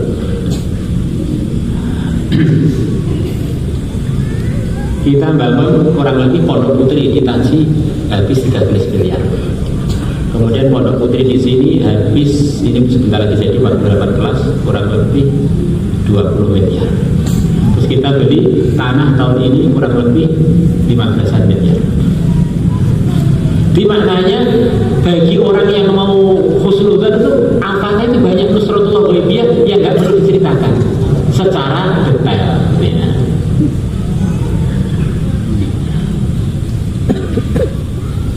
Nah itu diantara triknya secara pengaturan zahir harus ada penyatuan pendapatan. Jadi kalau dari pembayaran 650 benar-benar bisa bangun 10 kamar aja sudah bagus. Maka semua hasil operasi itu dikumpulkan jadi satu untuk menopang sampai musola ya. Akhirnya bisa jadi mungkin 40 kamar mungkin bisa. Terus belum lagi dari hasil-hasil istighosa. Itu seperti ini yang paling banyak. Baik bagi orang pengelola manajemen pesantren kok melihat Al-Fatah antara pemasukan dan bangunan kok masih seutuh itu benar-benar sepertinya perlu disekolahkan di rumah sakit jiwa Solo. Beneran. Kamu hitung lagi nanti. Maka teman-teman kami yang melakukan pesantren, teman gue teman kan ke sini terhira-hira. Kok iso bangunnya seperti itu pengeluarannya? Ya banyak sawah gratis ya. Tahun ini ada orang berikan sawah orang Temburuk kepada kami 2 hektar lebih. Kemudian kita bangun di Tasik. Yang bangun tuh ini ada cerita. Ada orang dari luar negeri diperintah gurunya untuk mondok di Al-Fatah. Kemudian mondok di Al-Fatah diperintah lagi untuk khidmat di kandang kuda. Kemudian bagian nimpal. Dan saya nggak tahu orang itu orang apa nggak tahu. Jadi saya nggak ngurus. Suruh ngaji juga sulit dan sebagainya. Saya itu oleh guru saya suruh begini. Dan pasti dia bilang saya kok diperintahkan guru untuk bangun di sini boleh enggak? Dalam pikir saya paling duit piro.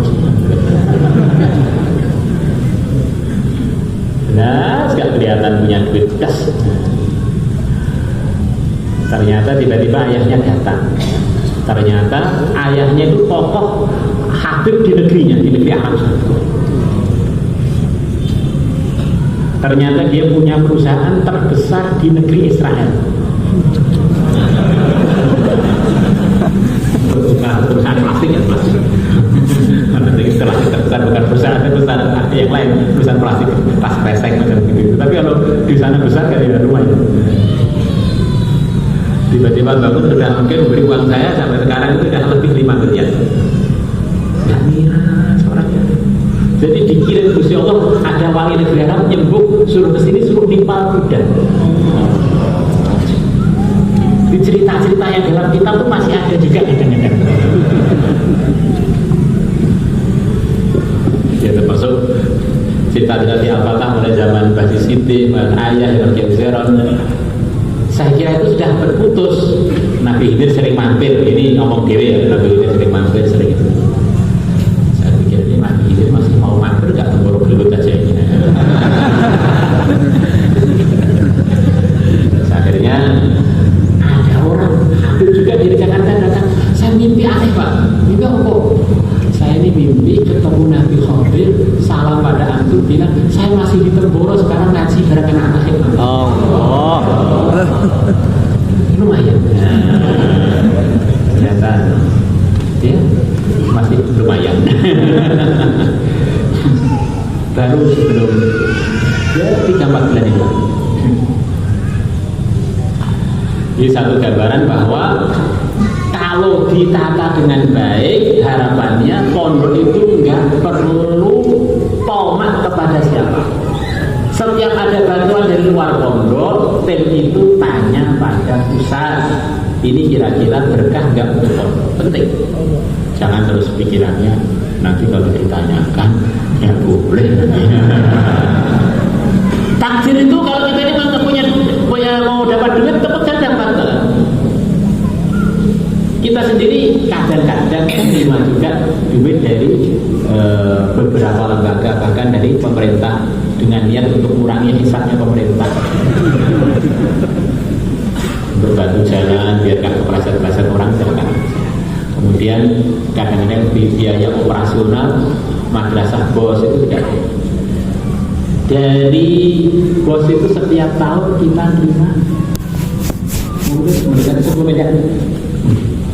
Banyak kan? Sanawiyah sak Jawa Timur paling banyak itu di Temboro. Aliyah dia di Temboro. Apa? Ya posnya paling besar sak Jawa Timur. Kalau nggak kita terima nanti malah digunakan bau bersama gimana? Ini alasannya orang terima kan ya. Tapi izin dulu ini sejak dulu juga diterima untuk mengurangi hisabnya pemerintah karena kita ini bayar pajaknya tok setiap tahun sekian kan. Jadi pajak dan nesaknya pemerintah kalau kita nggak menerima haji nanti pemerintahnya nggak ada cahayanya nanti gimana? Yang memang nggak ada tendensi dan nggak ikut program apapun gitu ya. Setiap tahun itu kan juara pertama dan saya dapat sertifikat sampai satu tumpuk bayar pajak paling aktif saat macetan namanya Ubedillah pertama saya.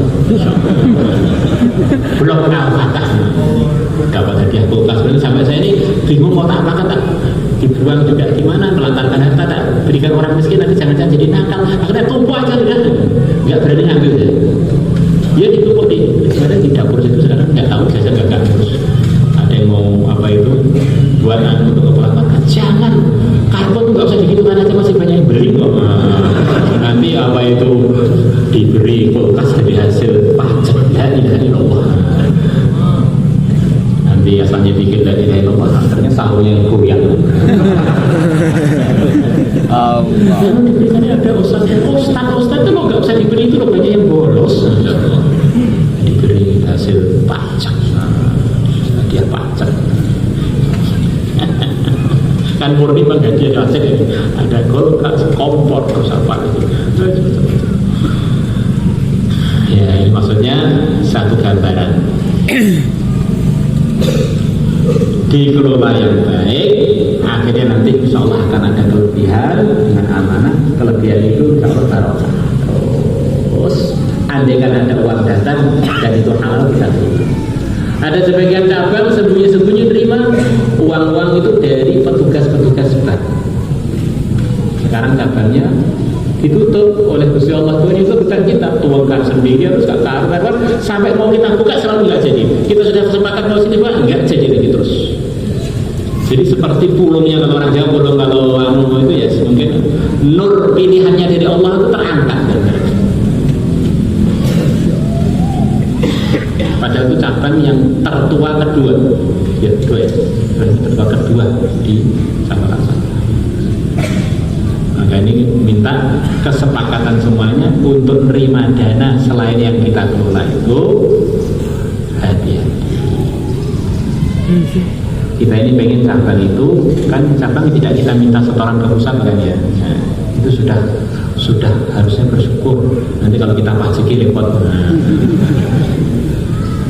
Jadi bagaimana cabang itu bisa berkembang dengan baik bareng-bareng kalau waktunya mujahadah bareng waktunya sudah longgar bareng jangan dipaksakan belum waktunya longgar sebagian cabang mengeluarkan yang di luar kemampuannya akhirnya punya utang selepas punya utang nggak bisa bayar akhirnya santrinya keganggu makannya keganggu fasilitasnya Masya Allah dan jangan-jangan juga satu sebagian ada bisnis apa di dalam tanpa istimewanya akhirnya jadi lebih melejit lebih lainnya itu menyebabkan menjadi kelemahan satu hati di dalam misalkan ini semuanya sebagai wakil-wakil dari pusat semuanya dilaporkan nanti pusat yang seperti kita di sini kan ada belanja ada itu ada tim-tim setiap mereka dapat hadiah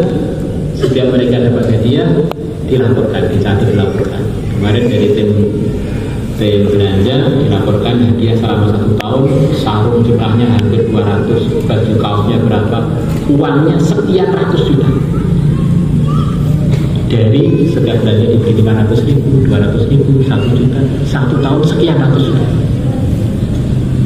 sudah pasti serahkan kepada saya ini hanya pondok jumlah kalian berapa yang dipakai apakah bagian perdapuran 100 sekian tapi kan ini kalau tak gaji ini paling setiap orang hanya dapat 500 itu sepanjang tahun yang dapat gaji akhirnya saya terima kemudian kita bagi ke tim mereka sendiri dengan saya bilang ini bukan hak kalian tapi ini hadiah untuk tahun ini dikembalikan kepada kalian suatu saat kemudian diambil kalian gak diberi satu ceper pun harus gitu karena memang itu bukan haknya wakil kemudian di sini ada cabang jumlahnya sekian puluh. Di sana ada koperasi. Ada koperasi ini sekitar 7 juta setiap bulan laporan pada saya. Ada 6 juta. Sampai sekarang sudah sekian tahun ini kalau laporan tak lihat. Kemudian ini untuk sementara dibagi untuk semua ustadz yang ada di sana supaya lebih semangat. Tetapi umpama nanti tak ambil semuanya, itu hak kami, bukan jadi kita siapkan dulu. Paham ya? Dari sebulan ya mungkin setiap bulan ada 50 biasanya sampai sekian tahun ini saya kembalikan lagi kepada yang setor. Nah, ini saat ini yang senior di sekian dengan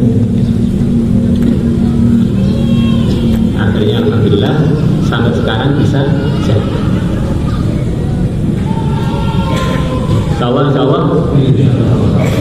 ya kurang lebihnya begitu itu, dan jangan lupa selalu mendoakan pusat biar selalu dijaga oleh Allah. Urusan ikut pergerakan itu setiap madrasah cabang bisa posisinya beda-beda, maka asas pertama jangan sampai madrasahnya terganggu program Ahlus Sunnah wal Jamaahnya.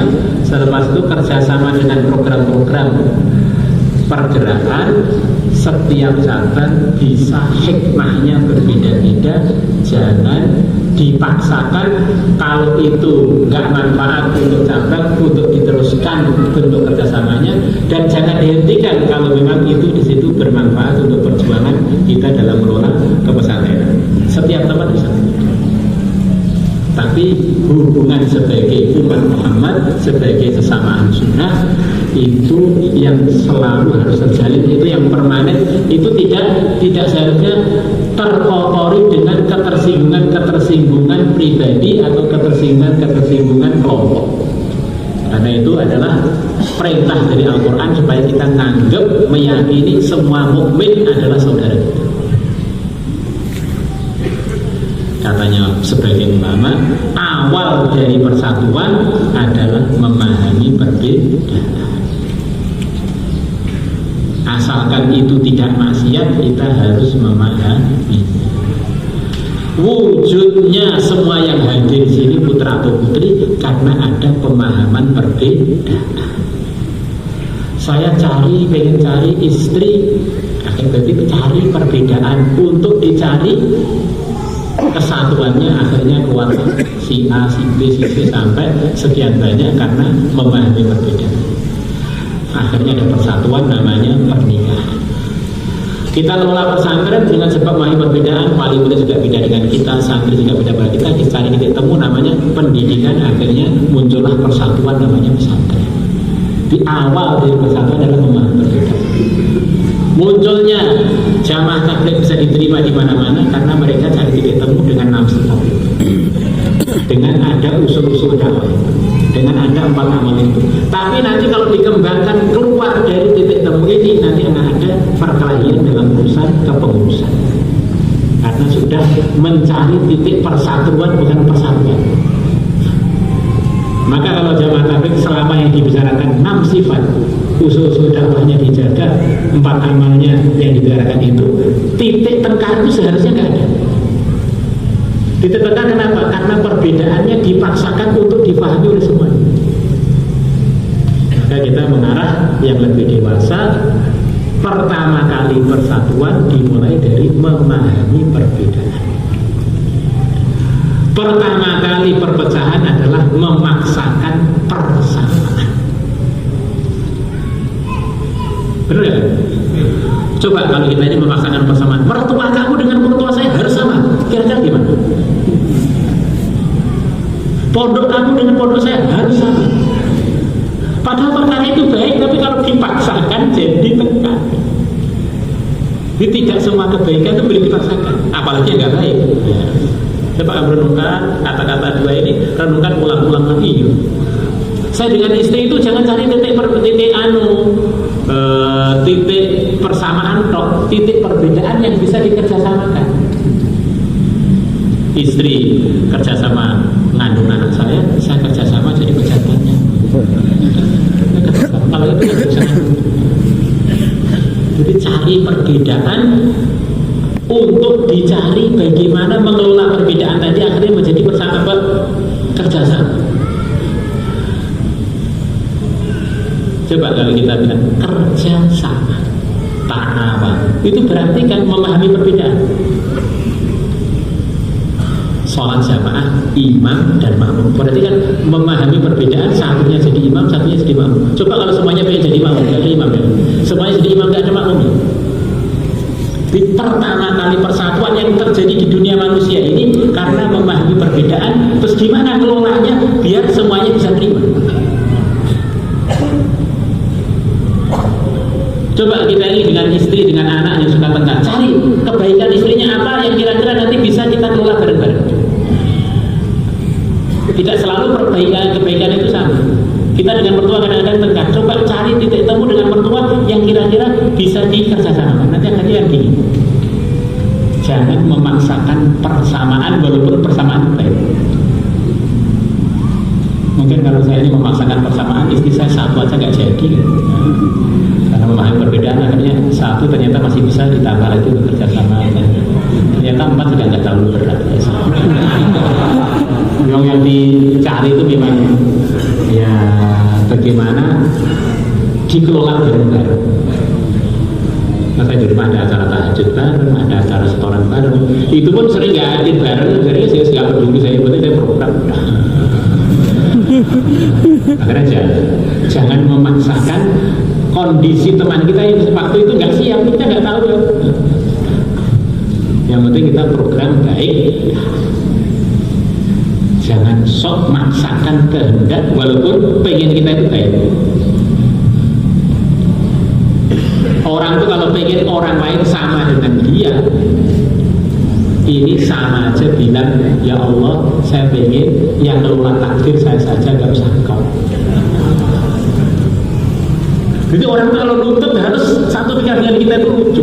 Oh, kita aja loh dengan mertua gak satu pikiran, dengan ayah gak satu pikiran, dengan istri gak satu pikiran, dengan anak gak satu pikiran. Kita sendiri namanya gak jujur dengan diri sendiri. Untuk diri kita menggarap gak apa perbedaan. Sementara orang lain harus sama dengan saya. Ya namanya lucu. Namanya gak jujur dengan diri sendiri. Gak jujur dengan diri sendiri, nyuruh orang lain jujur pada kamu. Salah ya. Ini kurang lebih gambaran-gambaran hidup sebentar itu biar banyak pahala.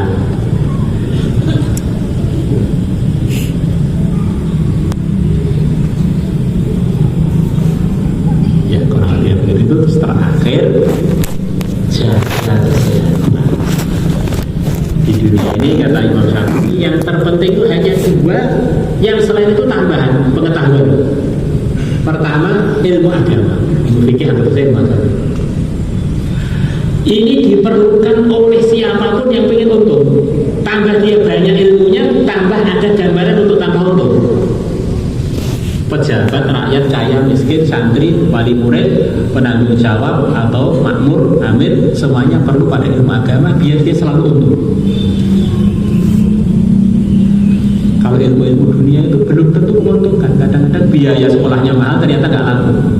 Tapi kalau ilmu agama itu kita di posisi mana saja memang perlu terus. Ini pengetahuan yang diperlukan oleh semua orang itu sebetulnya hanya pengetahuan agama. Orang itu kalau sudah beragama, kaya masuk surga, miskin masuk surga, terhormat masuk surga, terhina pun masuk surga. Dihormati masuk surga, nggak dihormati juga masuk surga. Kemudian yang kedua, ilmu kesehatan. Itu diperlukan oleh ustaz, oleh ustazah, oleh wali murid, oleh santri. Orang itu kalau nggak sehat, jadi ustaz juga nggak enak, jadi santri juga nggak enak, jadi orang kaya juga nggak enak, jadi pejabat juga nggak enak, nggak sehat. Ya kita ini badan kita akan rusak sih, betul akan rusak. Tapi minimal kita ini amanah lah, diberi amanah oleh Allah, badan ini dirawat sebaik-baiknya. Maka saran saya dijaga benar pola hidupnya, dijaga benar. Usahakan pola makan itu diperhatikan, makan saya itu sudah benar atau belum. Di antara tanda makanan itu benar, di antara tandanya kalau makanan itu tidak ada rasanya. Semua makanan yang enak harus kamu urus. Kok bisa enak itu ceritanya bagaimana? Kartu jadinya bagaimana? Dicampuri apa? Berapa kadarnya? Kalau makanan asli itu kan secara umum nggak ada rasanya. Kok bisa berasa? Harus diurus. Harus bentuk tim keamanan untuk urus makanan. Kok bisa enak itu? Maka kalau lihat makanan kesehatan, makanan yang orang fitness, orang rata-rata tidak ada rasanya. Kentang ya dicelup aja, digodok untuk kantong. Kemudian tempe dikukus. Kemudian kalau asin ya paling dicolokin ke tangan gitu. Dan di Indonesia itu sumbernya makanan sehat ya. Hanya cara ngelolanya itu yang kurang sehat. Diberi biji, diberi asin, diberi gula, jadi gak karuan. Coba itu dikukus saja lebih murah, gak perlu minyak, gak perlu apa, pusatnya sehat, gajinya lebih.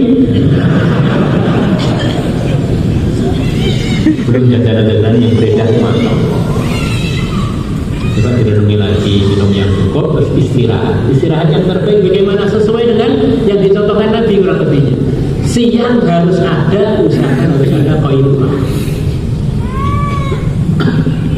Malam Nabi mayoritas penggunaan malam beliau kecuali waktu-waktu tertentu adalah untuk istirahat. Sampai para ulama mengatakan kurang lebih istirahatnya Nabi siang dan malam tidak kurang dari 6 jam.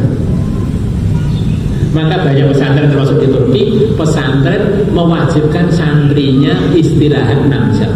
Tidak boleh lebih dianggap kebanyakan, tidak boleh kurang dianggap kurang. Kok bisa? Anggap saja qailullah 1 jam. Kemudian Nabi tidur awal malam. Mulai jam 6, anggap saja jam 6 sampai jam 6 lagi sampai subuh, anggap saja 12 jam mulai tenggelam matahari. Kalau awal malam anggap saja beliau jam 9 sudah tidur atau jam 8 sudah tidur. 8, 9, 10, 11, 1, 2. Terus akhir malam beliau bangun tahajud, kemudian lepas tahajud tidur lagi sebentar. Ini tertib terbaik untuk merawat hidup kita, yaitu istirahatnya diusahakan seminim mungkin dengan istirahatnya.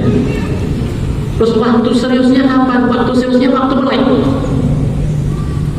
Ya pagi sampai qailullah, dan selepas qailullah sampai asar, asar sampai maghrib, maghrib sampai isya. Itu waktu kita memforsir semua tenaga kita untuk agama, untuk mutola, untuk mulai itu.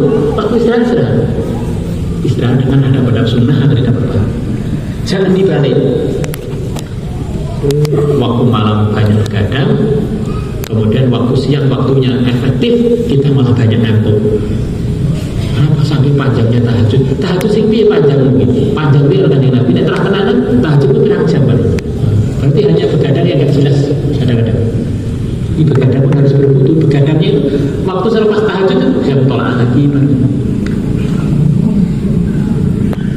Maka ada teman-teman dari Sabang kelihatan mujahadah ini kita paham mujahadah ya. Nek terah tenan itu seger malah. Ya ada aturan. Kadang-kadang orang mikir, nanti istirahatnya berapa kira? Kurang lebih 6 jam sebagaimana kesimpulan Imam Ghazali. Bahkan ada yang mengatakan lebih, ada kemungkinan lebih. Itu sudah perawatan badan yang terbaik. Nanti kalau kita kurang dari itu, khawatirnya sepertinya ngejos, ternyata badan kita cuma penerusan. Kemudian tertib makan. Katanya sebagian teman, jadi biasa saya praktekkan, tubuh kita itu pencernaannya terbagi menjadi 3. Pertama, waktu pencernaan kita ngunyah, yang mana waktu ini waktu terbaik untuk kita makan besar,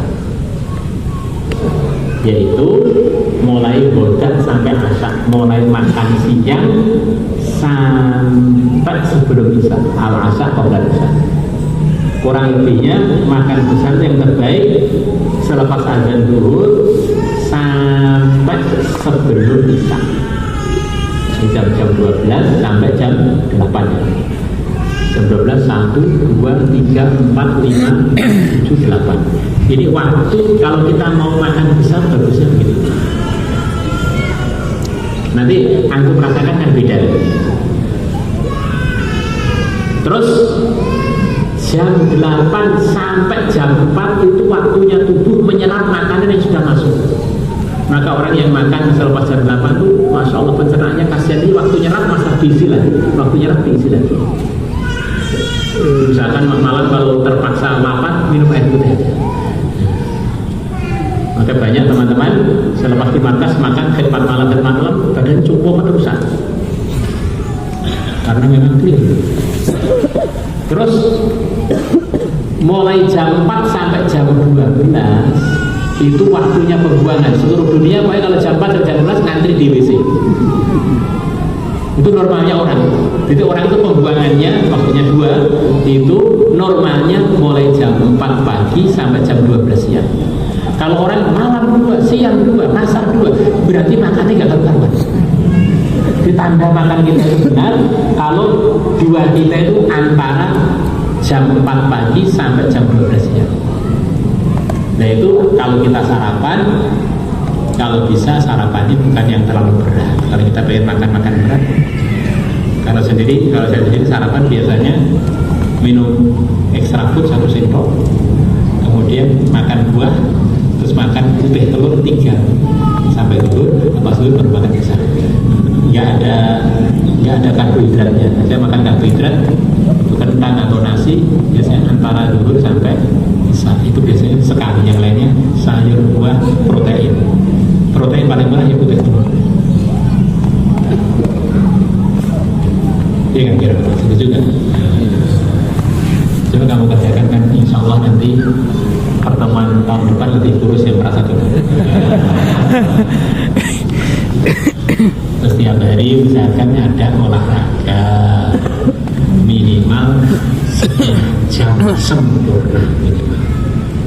Dan untuk yang sudah merasa umur 40 tahun ke atas harus olahraganya ditambah beban. Beban itu tidak selalu harus barbel, saat kemudian naik turun tangga itu sudah dianggap beban.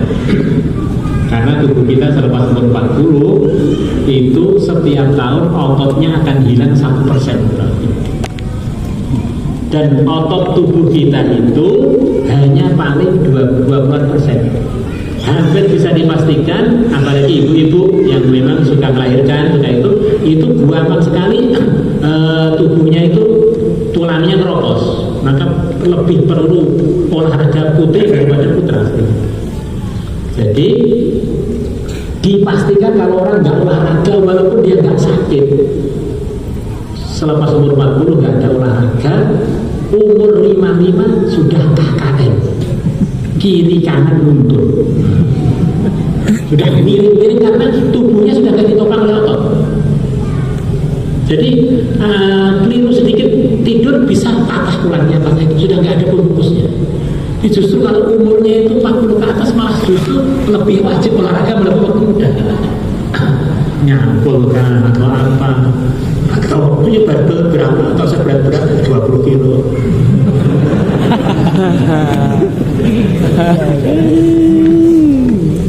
Ini pentingnya saya sudah tua, nggak usah. Justru tua itu badan kita sudah haus. Nanti kalau nggak dirawat, itu seperti mobil tua begitu, ngadat sana ngadat sini gara-gara. Gimana insyaallah?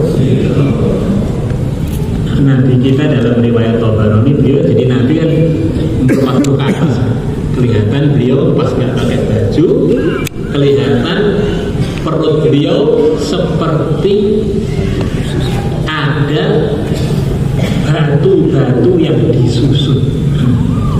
Jadi perutnya Nabi itu sikpak, Masya Allah. Benar-benar kotak-kotak, nggak ada lemahnya plus. Badinan mutamasikan dalam hadis apa?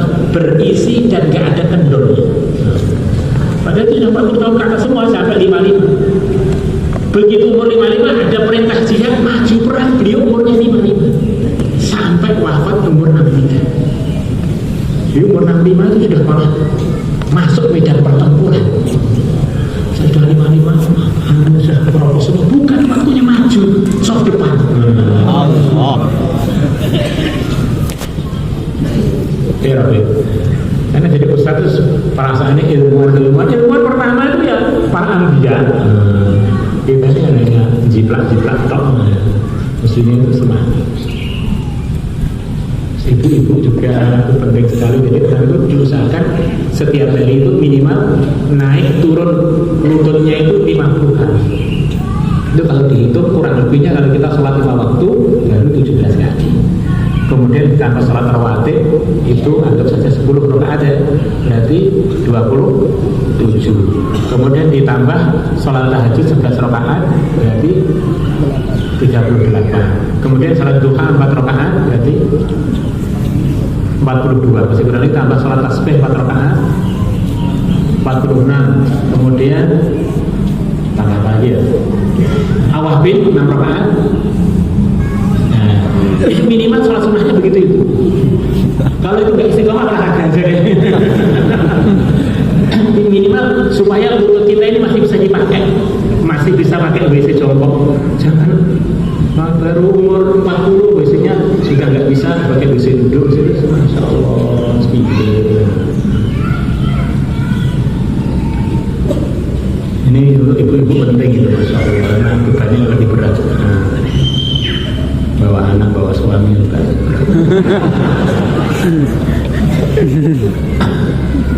Pentingnya dirawatnya anaknya orang ya. Ini anaknya orang telah kita terima COVID itu nikahaha. Dirawat, dari kecil dirawat orang tuanya, dengan selepas kita rawat kita telantarkan. Telantarkan kucing aja bisa diberkahi Allah ya. Lagi telantarkan istri orang beriman apalagi ustazah.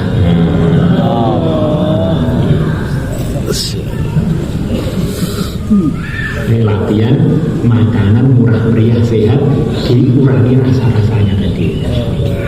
Kemudian anak-anak kita juga kita latih begitu. Makan nasi itu perlu untuk membakar, tapi kalau bisa anak-anak kita tuh dilatih makan nasinya itu mulai awal memang sedikit, biar nggak jadi ahli nasi. Sedang kalau kita tuh mungkin aja dibiasakan untuk tidak. Dibiarkan suka sayur, dibiarkan suka buah, suka air putih, dilatih. Jangan suka manis-manis. Nanti kalau di pondok sudah terbiasa begitu kan jadi sehat. Kemarin ada sebagian kurang saya sakit, kok tiba-tiba nggak bisa jalan, ada apa? Ternyata alergi apa itu? Gula putih. Ini gula putih itu sebagian tubuh kena 1 sendok teh aja nggak bisa jalan. Bahayanya gula putih. Dan alergi nasi, kena nasi.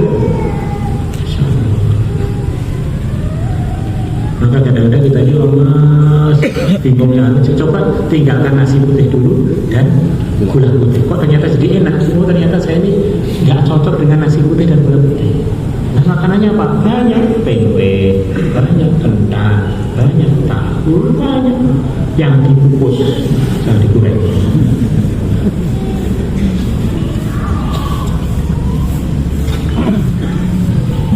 Zaman Nabi itu sepertinya gorengan remaja. Yang ada minyak zaitun itu bukan untuk goreng, tapi dimakan mentah untuk campuran. Itu sih. Gorengan termasuk bid'ah.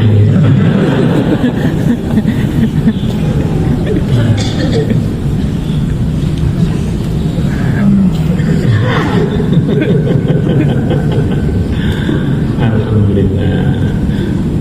Sebetulnya ada kaidah yang paling mudah. Dia itu kan terlalu berat tadi mungkin. Kaidah paling mudah. Orang itu kurang sehat itu secara umum karena makannya itu di atas porsinya. Kalau makannya hanya beberapa sesuai keperluan, insya Allah juga. Walaupun kadang-kadang agak keliru masih ditoleransi lah badannya. Tapi kalau sudah keliru terus berpiring-piring, insya Allah ya. Terus diusahakan ada puasa-puasa sunnah tasihu sehat. Kemudian puasa yang sehat di samping itu terapi untuk membersihkan hati. Siapa yang puasa 3 hari setiap bulan, yudhibu wa harasatri, menghilangkan penyakit hati. Dan ini di Sabang kan banyak penyakit namanya mengelola lembaga yang jadi lembaga itu untuk semua kebaikan, tentu saya kan sudah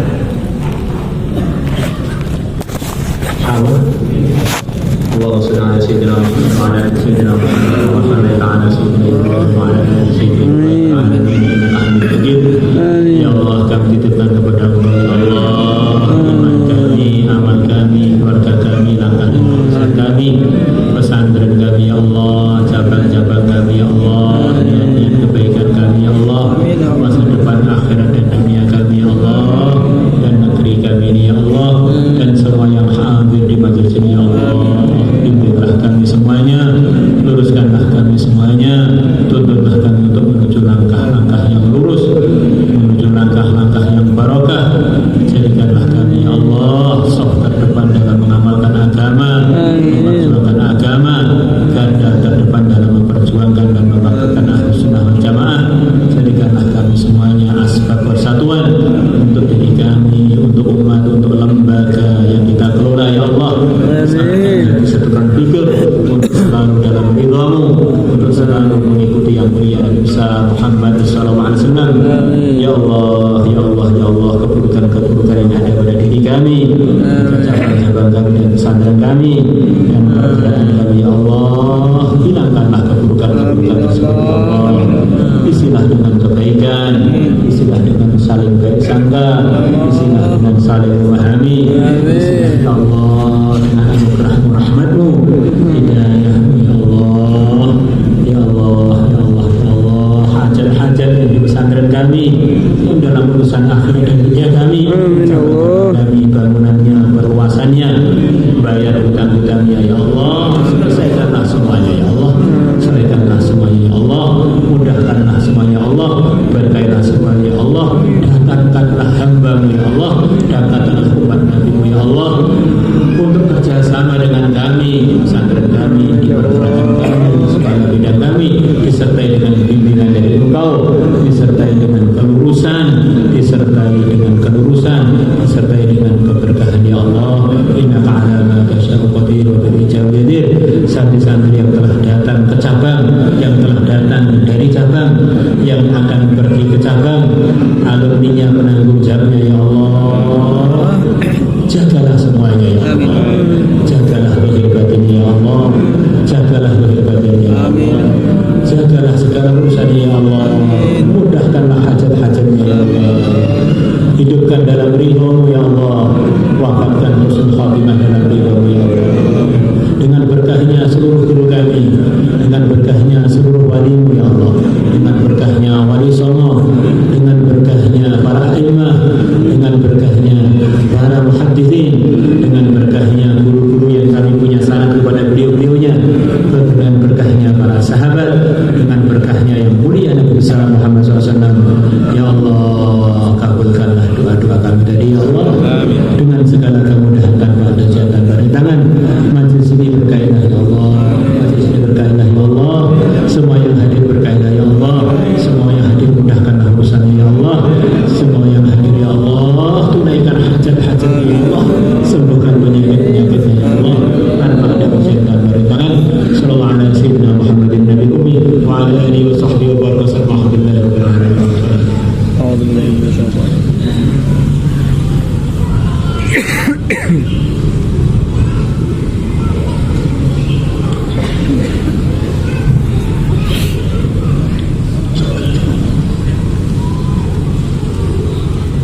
Sini minta doanya. Tahun ini kita akan banyak pembangunan mungkin, termasuk diantaranya rencana kami nanti pertemuan wali murid depan putra dan putri, niatnya itu kalau bisa satu lokasi, putrinya di belakang, terus kemudian putranya di depan. Kita akan bangun begini lagi di tempat sana, yang kemarin untuk putra, di belakangnya 2 hektar lagi. Maka minta doanya semoga itu beres, jadi lebih mudah pengelolaannya, lebih mudah parkirnya. Jadi seukuran ini lipat 5 ya.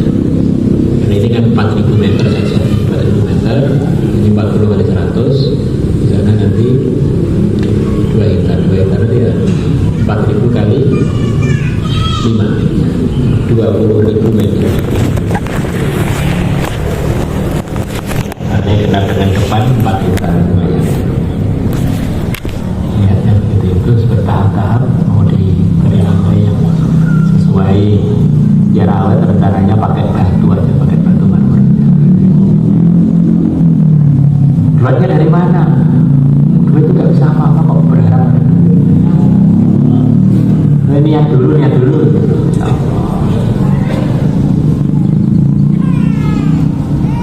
Ini cerita Guyur dari cerita Guyur. Katanya dulu Nabi Khidir pernah ketemu dengan kakek kami.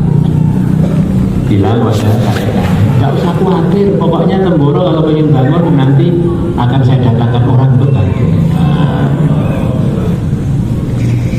Sepertinya itu berjalan terus. Maka kalau kalian tirakat nanti sama pondok kan kabarnya apa kan? Nanti juga dikirim juga duit ke sana. Gimana? Kalau belum ada duitnya, nah amal agama apa perlu duit? Amal agama itu perlunya badan kita ini. Badan kita ini sudah pabrik sempurna untuk amal agama dengan sempurna. Ini sekedar tambahan aja, yang lain itu tambahan. Insyaallah. Ya.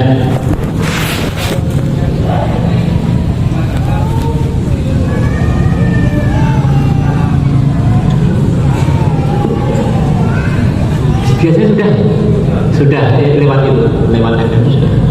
Hanya yang ikut serta mungkin disempurnakan.